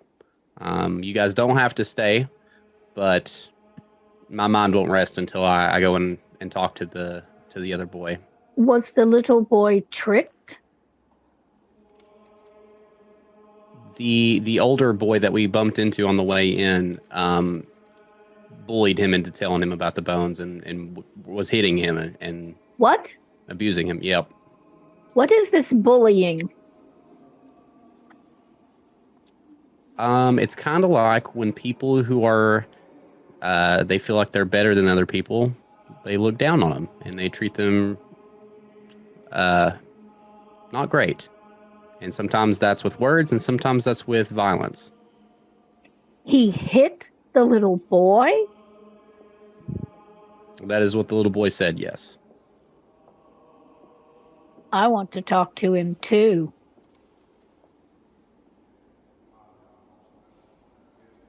I was going to ask Wonders to come along anyway, so this works out for me. Sure. So, yeah, who all is going to talk to Milivosh? I'll probably join as well. Okay. Just because I kind of already know the smaller boys like story and stuff. So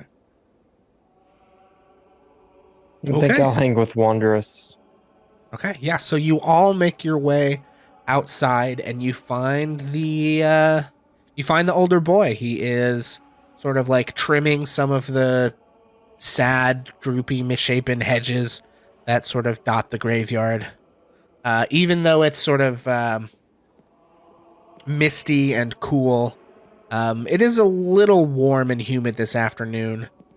Just as the little bit of sun that shines through the clouds heats things up, and with the physical labor, he sort of is like sweating. He has dark hair and blue eyes, and sort of constantly has this kind of scowl on his face, and he is, cutting the hedges.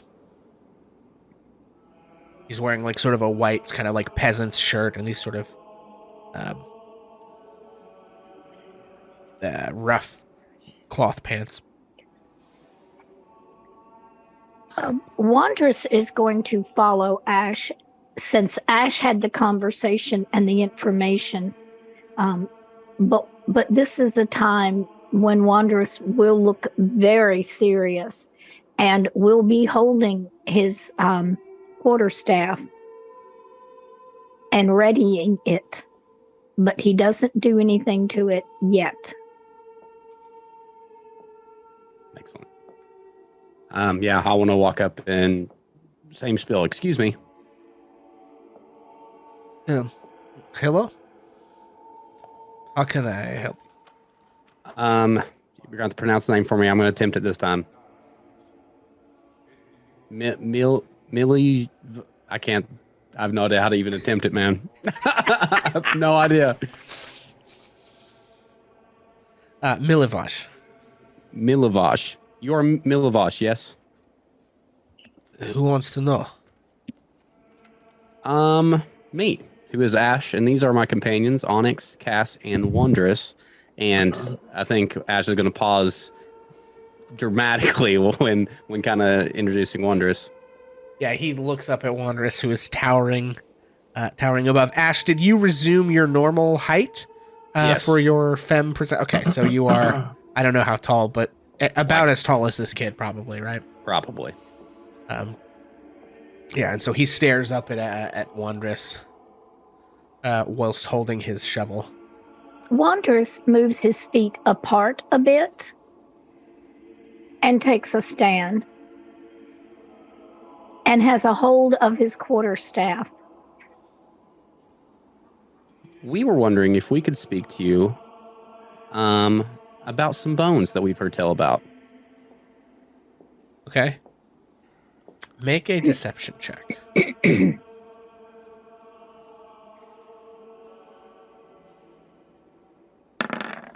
We're looking at a 24. All right. Jesus.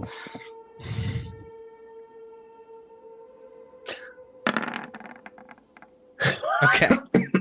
So he seems very intimidated by Wandress, but he looks at you and said, he kind of narrows his eyes. Did Yeska tell you? Who's Yeska? The kid. No, I know. That was in character, sorry. Oh. Who indeed?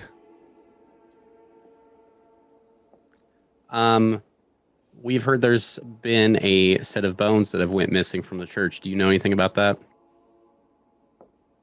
And before you answer, I would just like to tell you a little bit about our party, in particular Wondrous. Wondrous really doesn't like liars. Okay, make an intimidation check. And Wanderous, with those words, casts shillelagh on his quarterstaff, which actually changes the look of the quarterstaff. And it would have done that in battle, but in the frantic part of the battle, I don't think those straw men noticed. But I think that Emilijolf would notice that it began to glow and it turned purple. Sure. Okay. And because Wanderous is extremely concerned in what's going on, there's some radiance that emanates off of the shillelagh. as he Okay. stands there with it. And Wanders would lean forward a bit Sure. towards Millie. Yeah, you can make your intimidation check with advantage, Ash. Thank you.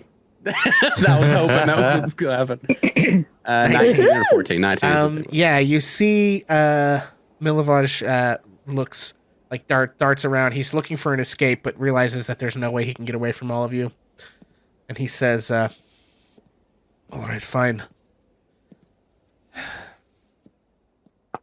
Yeska told me about the bones. I told the local coffin maker, Henrik. He asked me to steal them and gave me money. I bought food for my younger siblings. Did this coffin maker express any of his intent with what he want? Like, what did he want with the bones? Did he say anything? He did not say. I did not ask this. I'm gonna roll insight Okay, on that. sure, yeah. 15. Yeah, this kid is very frightened and is telling the truth in the hopes that Wandress will not kill him. Very wise move. When Wanders, were you not done? I'm sorry. No, go ahead, please. When Wanders hears him say his siblings, Wandress reaches out and takes a hold of this young man by his shirt. And Wandress stands up, which means that the young man will suddenly find his feet not on the ground, right? Sure. And Wandress just holds him. He'll take that hand and he just holds him in front of him and he says, "Tell me about your siblings." I have younger brothers and sisters. How many?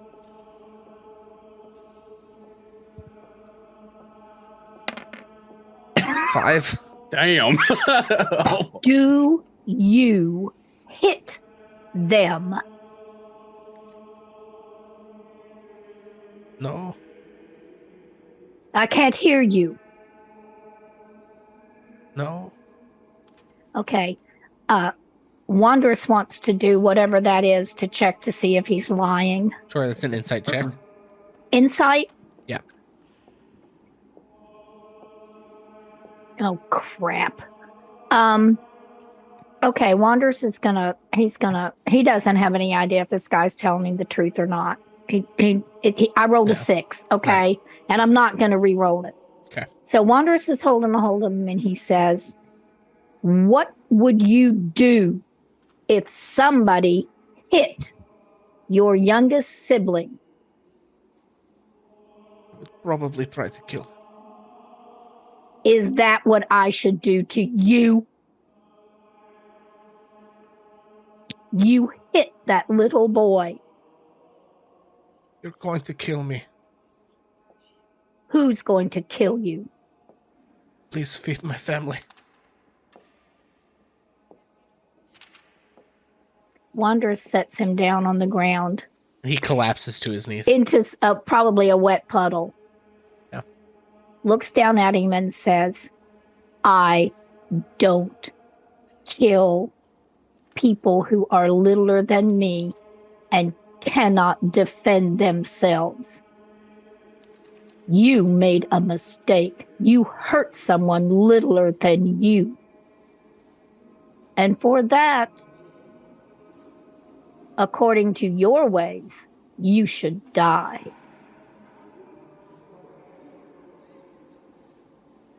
So what are you going to do to see that it never happens again?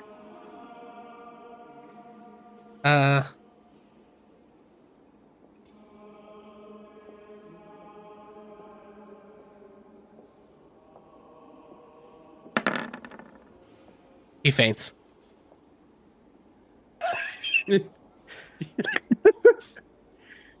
Wandress looks at Ash and says, "So are we done here now?" Just about. A little overboard, buddy, but I think he gets the point.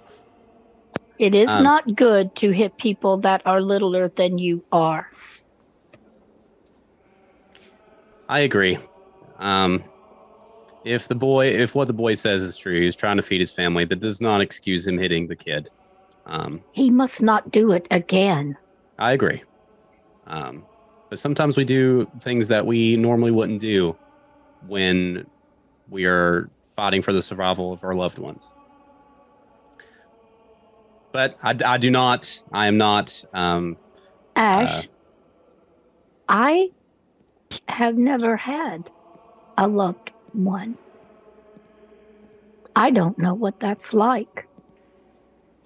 I know you can't hit someone littler than you. Maybe I'll learn about loved ones.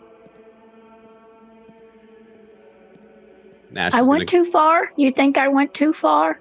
Okay, next time, not so far. He got the point, and I think that that's what's important. Hopefully, he will not be bothering Yesic again. Ash is gonna, while it's kind of talking, the wondrous and stuff is gonna pull out. Kind of give me an idea, because I'm sure Ash would know, but I don't. Like when we're talking about gold pieces, all right? Like what would feed a family of his size? Like, what's it take? And like, let's, however you want to break that down. Sure. So you have not yet tried to buy anything in Barovia. So your only frame of reference is outside of Barovia. Okay. But for example, let's go. We did stop at that tavern and we bought drinks. I don't know if we ever got food. Oh yeah, but I think Ismark bought them for you, I believe. Mm-hmm. Yeah. Possibly. Yeah. So hang on, let me look at this thing. I will find out for you in just 1 second. Yeah. Because there are answers to these questions. And of course, I 100% know what all of them are all the time.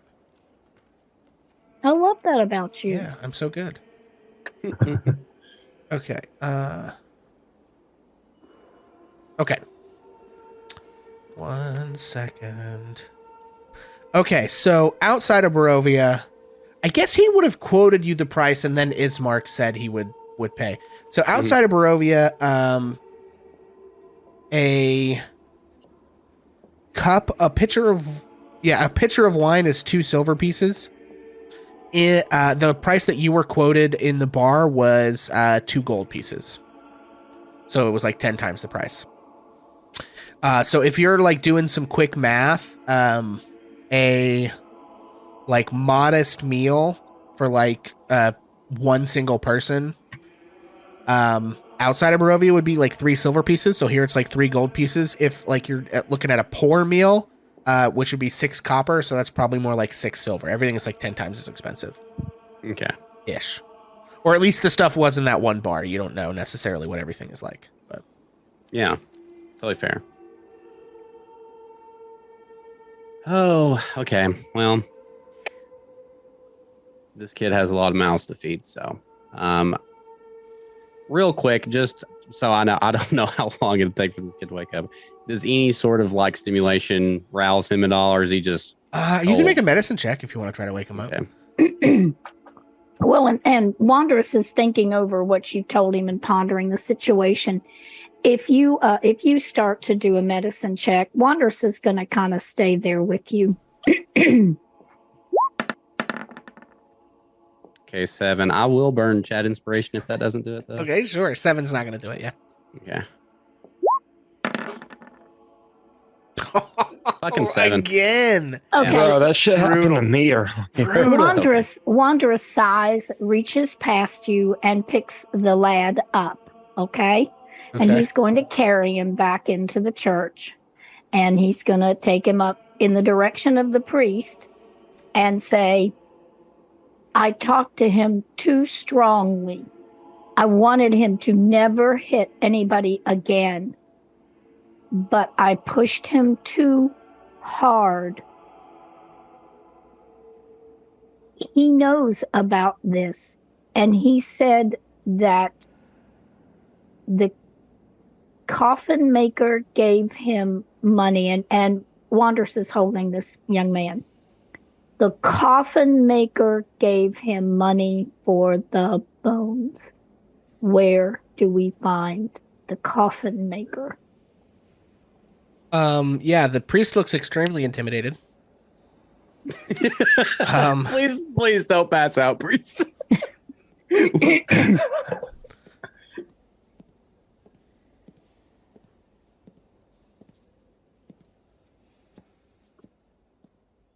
Stand by.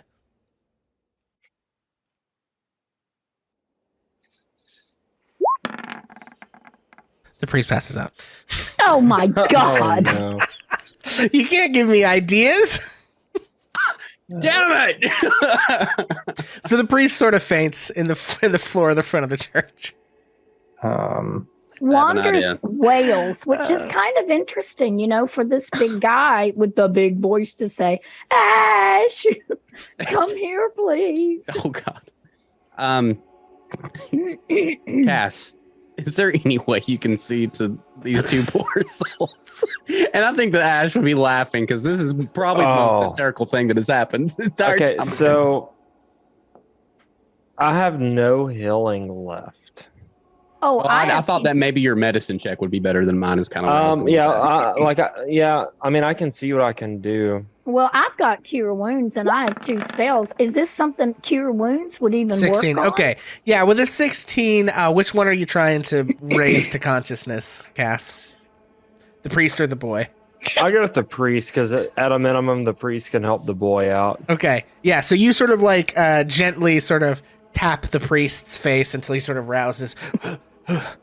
Hey man, you good? You good? Your friend is very big. Yeah, he's a big dude. Trust me, I know. I'm short too. Yeah. He come in the church holding that thing like dead body. It freaked me out. No, he's friendly. Don't worry. By this time, something's happened to my computer now. Oh, no. Uh-oh. Is your... Yeah, I think you I plugged just in? lagged. I'm back now. Okay. What? Okay, so by this time, Wanders is actually holding this lad pretty much the way he was holding Onyx, except I'm guessing the lad is bigger, right? Yeah, He's the lad is got about him twice as nestled big. against his chest and probably even rocking him a little bit, trying to do something to like gently wake this kid up. And he wailed for somebody else to come take care of the priest. So I guess that I want to know if Wanders' loving attention to this brat brings him back to consciousness. Sure, Wanderers, make a medicine check. Okay. I'll roll a constitution check. I pass out. Well, yeah, I he just sort of passed groggily comes awake and then realizes what his predicament is and just sort of like freaks out and stiffens up and just like holds onto your shirt. Sort of like a cat that's like trying not to get dropped. In like the gentlest voice that Wanderers can think of, he says, "It's all right. I'm not going to hurt you. You are a very confusing person. It's all right. Please, if I set you down, can you stand up?" I'm going to be very honest with you right now. Probably not. No. Wanderers sighs and carries this kid over towards the cabinet where the other kid is. Okay. If Ash see this real quick. Sure. I mean, it's hard to miss. Okay, I need to go with Wondrous on this for the love of God. All right. Poor kid's gonna pass out. So, so you approach the kid in the cabinet. Well, I'm gonna approach the cabinet, but Okay. I'm not gonna try to be seen or anything. I'm heading in that direction. Okay, we're gonna see And what then this kid Wander- notices. Okay, this kid is real distraught. He's just like zoned in on this cabinet situation, and is cleaning every nook and cranny of this thing, and apparently has not noticed the priest fainting and being revived, or Wanderers coming in. He's just like all up in the cabinet business right now. Okay, so Wanderous, who's learned a lot now in the last few minutes, Wanderous is gonna like if there's anywhere close by he can sit down. If not, he'll just sit down on the floor. There and are he's some gonna pews say- nearby, yeah. Yeah. So he kind of sits down in a pew and he puts the other lad in the pew beside him and kind of tentatively pats him on the head. Yeah, and I think the kid just Gently. like slumps there, just sort of like just And then in what befuddled. Wanderous imagines is a sing-songy, sweet little voice, Oh God. he's gonna say, hello. okay. And he might clear his throat a time or two. Oh God, please no. Please don't. Oh Okay. Listen. So the I'm young here to boy, negotiate. the young boy sort of starts and bangs his head on the inside of the cabinet, and then like kind of turns around and sees Wanderous and just like falls kind of flat on his ass, just like staring up at you, like clearly just absolutely terrified.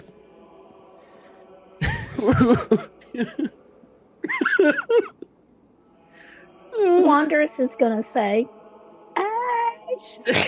Okay, I'm gonna run up to yes. Yeah, Yesik just like fully tries to hide behind your leg, just like. It's okay. I think that Wondrous and Millie has something to say to you. You can stand right here though. Okay.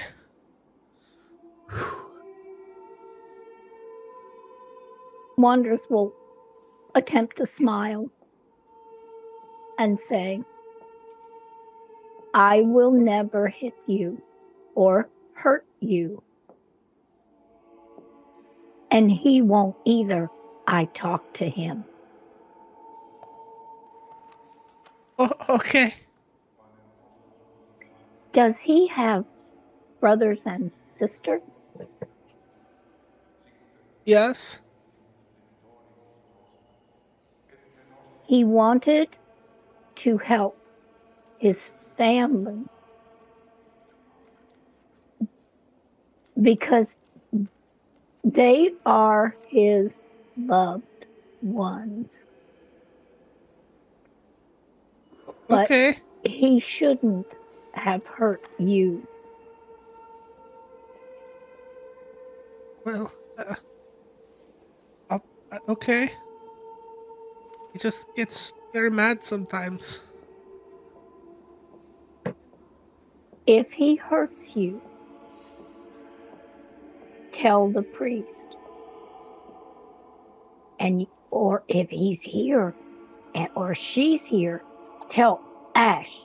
And Ash will tell me and I'll talk to him again. Pretty lady, can I tell you a secret? Absolutely. I think the priest is afraid of Milivosh. Okay, I think Ash would probably get down on one knee for that. Why do you say that? He seems to not like to argue with him, and he hides from him when he is mad. I try to hide too.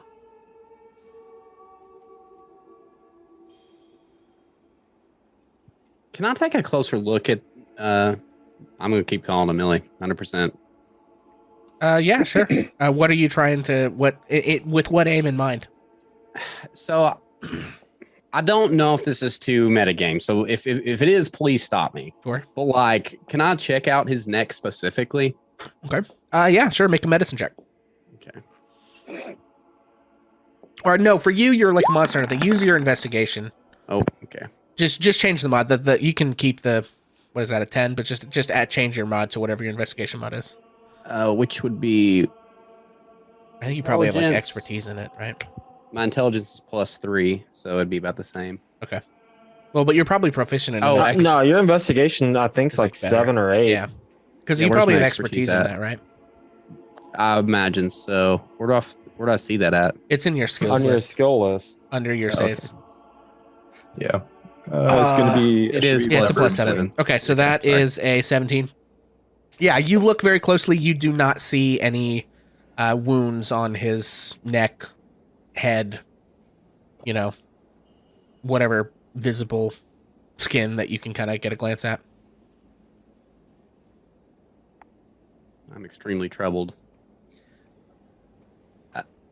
And he's still just like sitting there, like, just obviously terrified.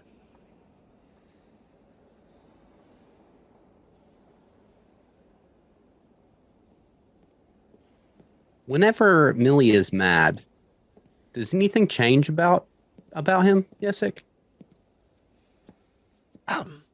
Like how he looks, or can he do stuff that he normally can't?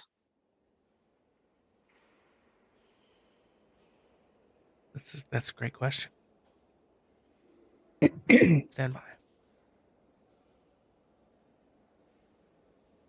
This has turned into an entire soap opera in the church right now. 17. He says, you see this like uncharacteristic kind of like wisdom beyond his years sort of come into this kid's face. And I think as he says what he says, I think it kind of makes you a little sad that this kid has had to be perceptive enough of the world around him to pick up on something like this. But he says, pretty lady, I think he is a very unhappy person. I think sometimes he takes it out on whoever he can get away with. I think you're right. I don't think he likes being here, but then again, none of us really like being here, yeah? If I could go somewhere else, I would learn to fly like a dragon. Swoosh.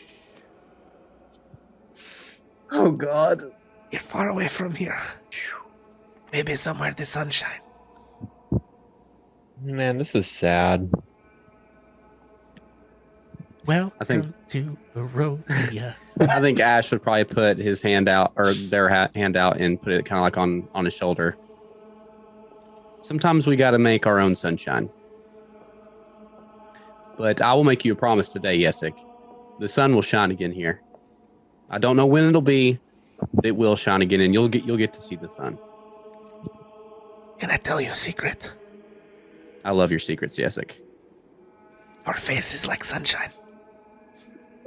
Okay, bye. Oh. And he sort of like seems embarrassed for having said that, and rushes off to some other part of the church. Vince, you got a crush, man.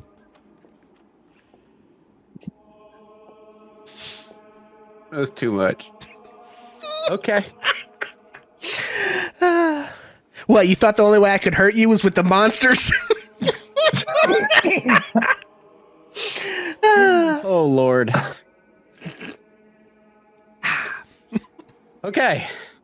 I'm fine. So, the kid kind of runs off. The priest is sort of dazedly sitting on the floor by the altar. And Milivoj is sort of terrifiedly sitting in the pew next to Wandress, just sort of saying like, I'm sorry. I'll never touch anyone again. I will never touch another human being so long as I live. So help me, Morning Lord. I think Wandress is finally pretty much satisfied with that. And he's actually feeling pretty good about things. And so he's scared, he's scared that kid and maybe never going to hit anybody else again. And the little kid ran away from Ash too. That he would feel very good about that.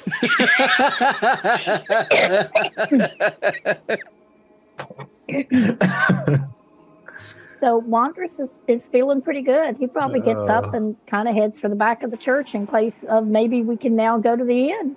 Okay.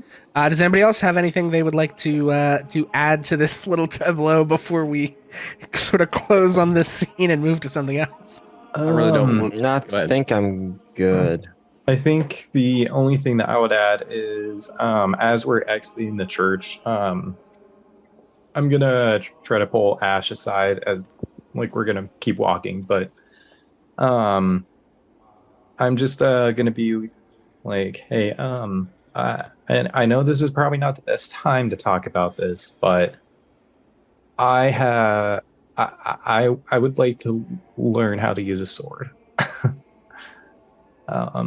if possible. I feel like Ash is probably a little taken aback by that, and just kind of says, "Use a sword? Did you see what you did to those scarecrows in the woods earlier today?"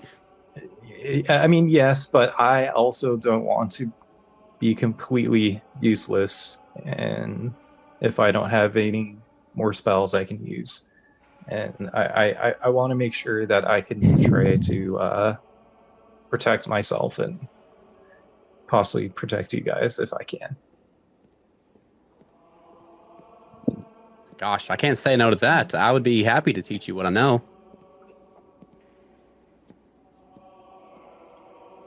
Okay, I really appreciate that, and I will I'll try my best. We're in this together, so any help I can be to you is I'd be more than happy to help in any way that I can. And we're gonna find him. I don't know what the fortune teller lady said to you, and I'm not sure if she was able to help much. And I don't want to press you for any information that you don't want to give up freely. However, we can accomplish more than one thing here. I believe that we can.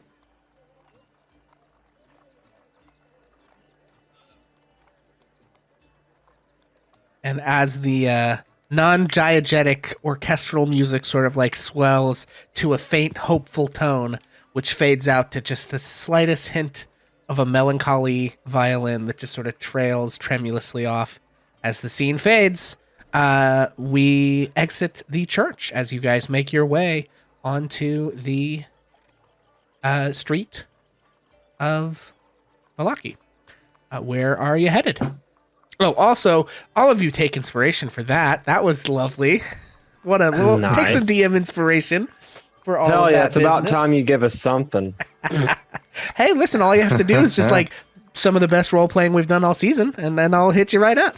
I had to knock out 2 people and cause emotional damage for generations to get a lousy inspiration. But thank you.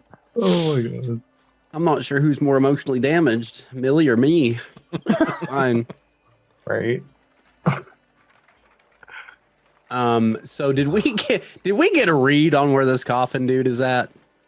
I don't know if Oh we yeah, ever that's asked right. Somebody asked the priest, and he had passed out. I He will did. tell He you pa- that the coffin maker can be found on the. I think he can be found near the town square, on one of the side roads. He gives you directions. Okay. I'll just put it on the map. Yeah, that's fine. It's N6. Okay. One of these houses over there in that kind of street over here, basically. Well, we're moving in towards evening finally now, aren't we? After I would think late so, yeah. I mean, afternoon. it took you a little while to do all of that business, so. Well, Wanderers would be looking for the Blue Water Inn. Yeah, Yeah. if we have a read on where the we can find the coffin maker, I don't see a reason that we can't rest for now. And Okay. Mm-hmm. Yeah, he tells you just the general location because he knows, obviously the priest knows where shit is in this town. And then you guys make your way to the Blue Water Inn. And I think you might be somewhat surprised to notice that after striving so hard to get to the church, Irina and Ismark kind of like follow you to the inn. yeah, that is surprising. I'm on the walk if we notice that they're with us. I guess I would like to. I don't know if I want to like fill them in on the entire situation, but kind of like give them a sense of. I have the sense that I think that we're looking for these bones, right? Like I don't Yeah. want to get ahead of myself here, right? Yeah. Party, yes, no, Yeah. Well, Yeah, do you Wanderers guys was want to just talk to him hoping- about it? Because you heard them talking about like their different options, right? Mhm. And we can kind of just real quick, because we don't have a ton of time left. We can sort of talk about those in a meta sense. Your 2 options, 3 options are this. Option 1, abandon Irina and Ismark and go do whatever you guys want to do. They are adults. They could theoretically fend for themselves to whatever consequences might entail. Option 2 is abandon Vallaki and the bone situation, leaving the church and everyone in it and the town possibly vulnerable to Strahd, although, the question of is the church really safe? Did the bones really work? All of that is a question mark. You guys haven't seen or touched these things, and you don't know if they're effective or if the people here just believe that. But, the priest seemed earnest about it. I don't think you needed an insight to check to tell he wasn't, lying to you. Yeah. That is an option. If you go with that option to say okay, we want to keep Irina safe because Strahd obviously wants to get at her. Hopefully we can be safe in town for one night, and then you could go to the other place somebody said might be safe was the Abbey of Saint Markovia in Kretsk, which is probably about as far from where you are now as Barovia here. Barovia was to there. Okay. Where's my? That's weird. In the sense It's of, further to the west, so it's on the basically the other border of Barovia, all the way across the valley from where you first came in. In the sense of kind of shaving off some time, we can talk in character about this, or if you guys just want to kind of hash it out here, I'm cool with that. I think hash it out here. But my thought process is, I vote bones for a couple reasons. First off, character choices. It seems like the kind of thing that I think Ash would do. But on top of that, it kind of would help with the promise of keeping Irina away from Strahd, right? Yeah, because if we honest, if we found the bones and they work, then we could just in theory leave Irina and Ismark at the church while we continue on.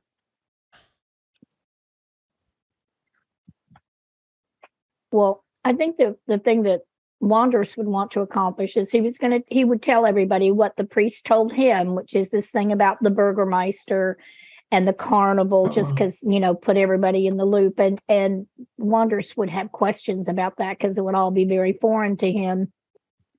And he probably would be interested in checking into the bones and keeping the people safe. But we have been running around we haven't been running. We've been moving around with that, bouncing from one thing to another. And I think that Wanderers would want to talk about everything, get things explained to himself, and then try to suggest that we make a cohesive plan about what are we going to do in this place. It's time to talk about what should we do? And then he'll go along with whatever the group wants to do because he's clueless. Any thoughts, Omega?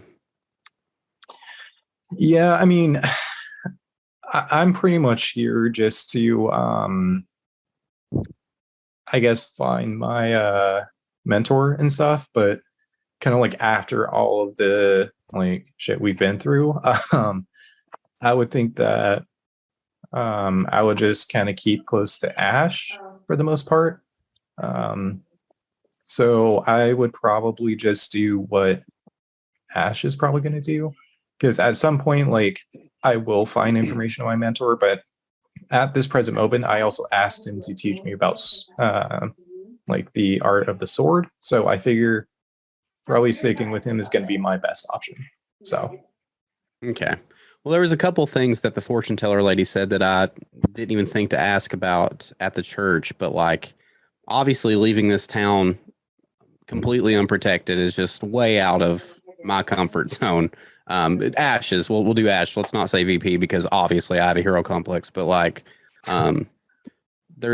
maybe we could get some information about what the fortune teller lady said too. You know what I mean? It's just where I'm at. I didn't want to take charge of this. Sorry, Pixel. In the sense of trying to save time. No, this is good. I'm glad we're having there's Yeah, I'm totally down for you guys to have a frank out of character discussion about what is going on and what you want to do. I'm honestly looking at parts of the adventure that might come up while you guys are doing this. So Okay, there are reasons why Wanderous got sent out from his tribe, and this is building. What's happening right now is building towards. It's about time for Wanderous to tell you all one of the reasons of things that he's looking for that ties into what we're talking about. If we go looking for the bones, but that's probably something I would want to play through rather than meta chat about. Yeah, absolutely. But do you know what I'm talking about, Pixel? Yes, I think so. And so I just wanted to make sure that I wasn't about to let my out of character hero complex come against what you guys want to do as your characters. I just wanted to double check about that. Well, I mean, Cass is a paladin, so she helps people. Okay. All right. I was just curious. If you guys want to talk to Ismark and Irina for sure. Yeah. First thing I want to do is rest and redo my spells. Yeah. That's Honestly, fair. I need that too. I want a long rest. Yeah. Okay. All right. So you guys are making your way to the inn. I think we can hand wave the conversation with Ismark and Irina. If you guys think that you want to try and find the bones, they support that concept. And I think they probably would tell you that their plan is to stay at the church during the day, just for the hopes of any safety that it might still bring, while you guys look for the bones, rather than have her charge into possible danger. Right. Now that they're here, but yeah, you guys make your way to the Blue Water Inn. So you see gray smoke sort of puffing out of the chimney of this large 2-story wooden building. As we said before, a stone foundation, sagging tile roof upon which several ravens have perched, and a painted wooden sign hanging above the main entrance depicts a blue waterfall. And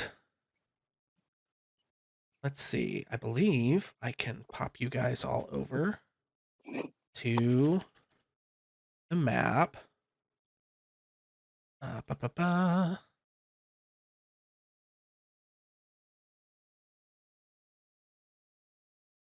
Let's see.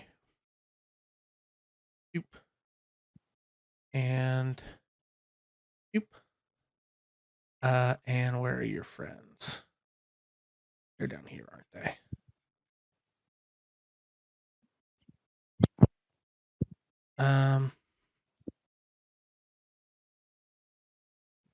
Okay. Can you guys all see at this point? I can.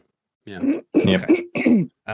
I don't know that the map is super crucial exactly, but yeah. So you sort of approach. You see this wooden building. There's a double door up some sort of old wooden steps that apparently leads into the front of this place. There's these gray things or fence posts, kind of around it. Do you go in? Yeah. Okay. Very good. Up here. I'm gonna just yeet that. And I guess we're going to just delete all these windows you can see in the windows. Okay, yeah, you guys are welcome to kind of move your characters as you wish here. The inside of the tavern. Whereupon you see... I'm just going to leave these guys here. So you... make your way. You see kind of damp cloaks hanging in the entrance sort of portico. This tavern is packed with tables and chairs. There are kind of some narrow paths meandering between in this sort of low lit, smoky tavern.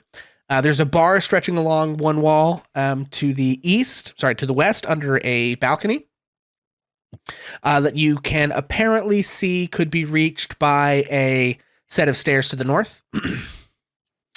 And then another balcony overhangs the entrance that is to the east, kind of behind you. All the windows are fitted with thick shutters and crossbow bars, but as it is daytime, they are currently hanging open. And lanterns hang above the bar, rest on the tables, and sort of bathe the room in this kind of dull orange light, casting long shadows upon the wall. Most of which, speaking of the walls, are adorned with wolf heads mounted on wooden plaques. You can see a number of patrons in the bar. Are all these people on the GM layer? They are. Holy cow. Okay. I see somebody behind the bar. That's it. Yeah. Well, guess what? There's a bunch of people in here. Holy shit. So the place is bustling. Oh damn. Yeah. You can see some folks who look like scouts up to the kind of north a little bit. You can see some sort of brash, drunken noblemen at one of the central tables who are sort of like, talking loudly and kind of ribbing each other. It's not quite as bright an environment as the Vistani camp, but it is certainly more cheerful than anything you encountered in the town of Barovia. And you see the woman behind the bar. She is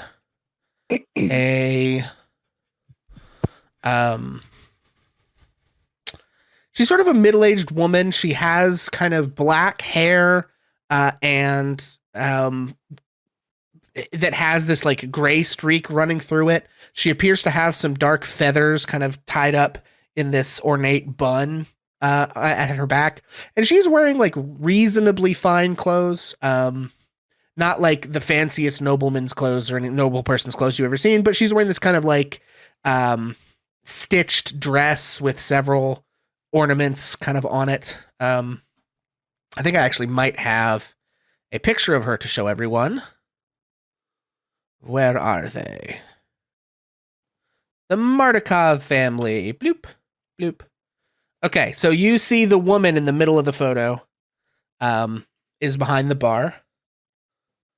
And she sees you all as you come in. And I guess I'm going to pop back onto the RP page for now. And what would you like to say to the barkeep? Oh, there's one more guy at the bar. I forgot this guy. Bloop. Okay. All right. Well, just having scared two people literally almost to death, Wanderers isn't going to say anything. Okay. Yeah. So it looks like Cass has walked right up to the bar. Yep. So she sort of leans over the bar and looks down at you and says, hello there. What can we do for you? What time of day is it? Like afternoon? Yeah, so you guys got to town at about 2. It probably took you a little time to walk across town. I'm gonna say it's maybe 4:30, 5 o'clock. So like the dinner hour is really just getting started. Between the All walking right. across town, knocking 2 people unconscious, having a bunch of conversations, it's probably early evening by now.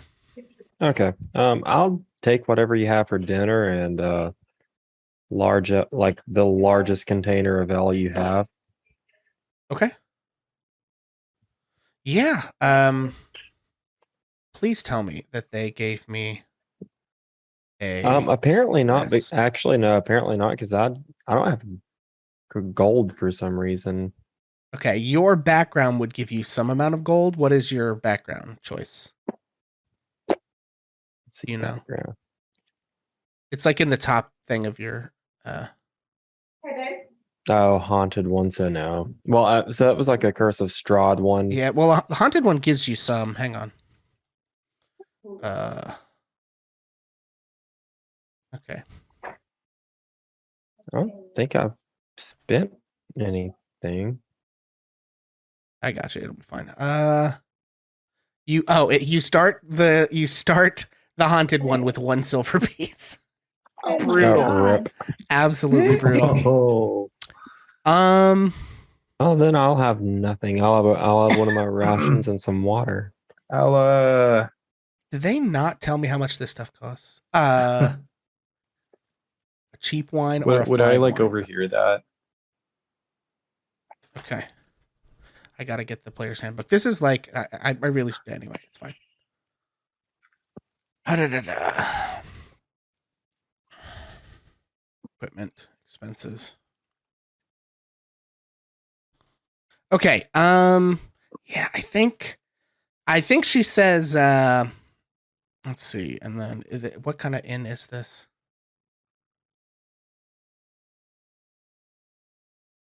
They really should tell me these things, like in very obvious places. This is a modest inn with, okay, there we go. A bed for the night costs 5 silver. A cook wolf steak costs 5 silver. You can have cheap wine for 3 copper or fine wine for 1 silver.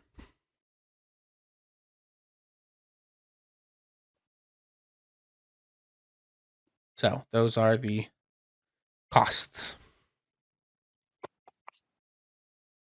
Speaking of needing jobs, didn't we get offered some money for doing this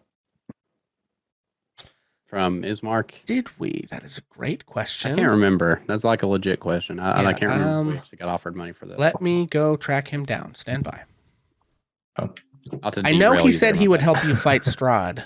I remember that part for sure. I don't remember what else was part of that.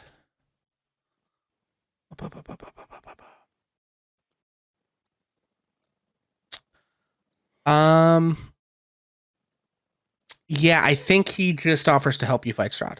Okay, just curious. Okay. So let's make this easy. Do you guys want to stay in the inn? It will cost for all of you like 5 silver a person, so that is basically 2 gold pieces. For lodging, 2 more gold pieces for food, and then however much drink you want to drink with that. I don't know how much gold anybody has, but probably not that much, like not a ton, right? So let's see. I currently have I don't know if this is accurate, but I have 21. And Wanderous, you have all been able to eat along the trail because Wanderous is a wanderer and can actually get together enough food and water and whatever to feed us. So okay. We have enough food. We don't, I mean. And some of you might have be rations nice, if you but- want to eat those. It's Yeah. Yeah, I'll have a ration and water. Well, in the sense of fairness, if we're wanting to stay here, is that the consensus that we'd like to at least stay here for the night? I Yeah. think so. I think so. I'm willing to front one of the gold. Yeah, If I'll we- front another gold. cool. I All right. have a silver piece. Yeah, so I think you guys get the gold for a bed. Yeah, okay. So yeah, you guys set up. There is a room that has there's a couple different rooms. We're gonna that's boring stuff. We're not gonna do that right now. We'll hash that out another time. That's fair. But you guys sort of get set up with some rooms, and Arena and Ismark get set up with a different room.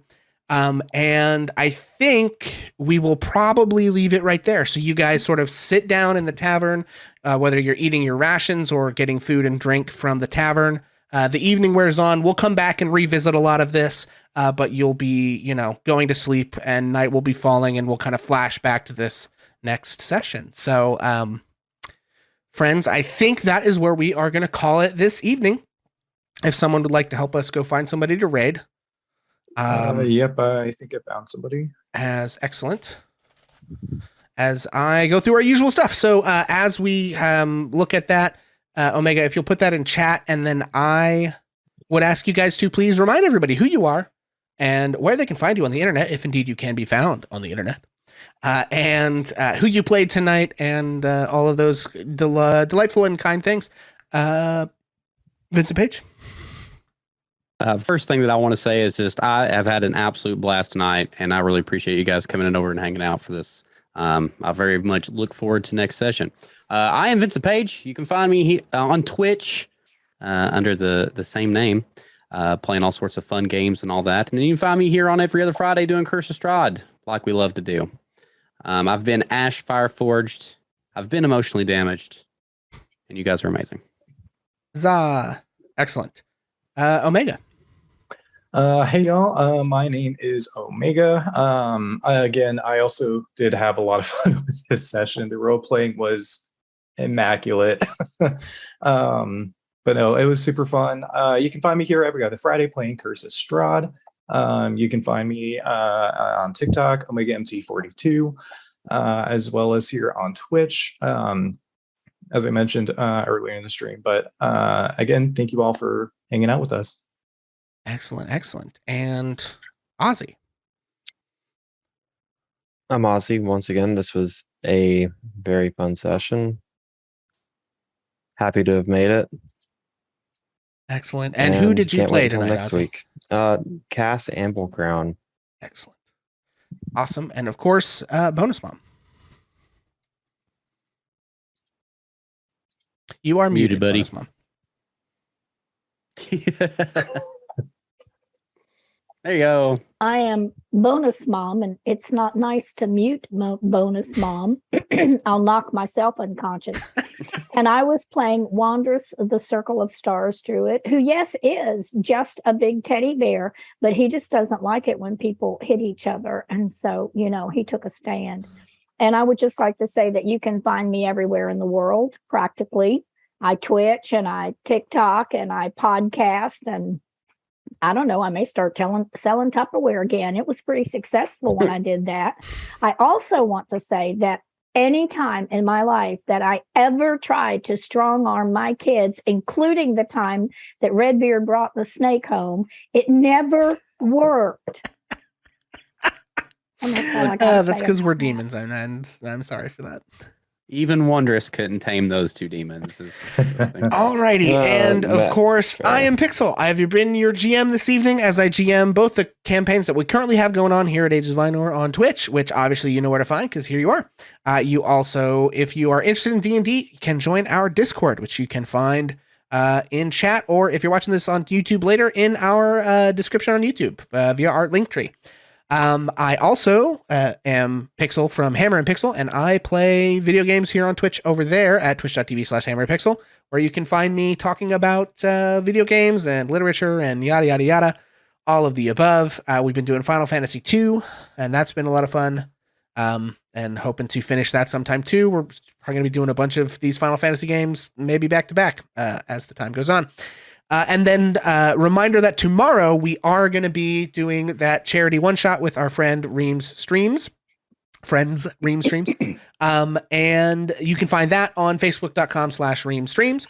Or someone will hit ! Friends in chat right now. You will be able to get that link from there. Also, we will be posting that link in our Discord.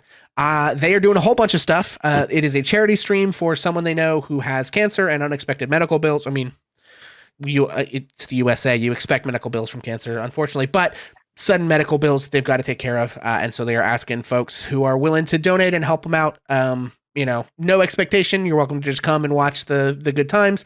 But that is the purpose of what they are doing. They're doing like a whole 12-hour stream, probably more than that. They're honestly machines, and they'll marathon for like 2 days straight because they're absolute legends.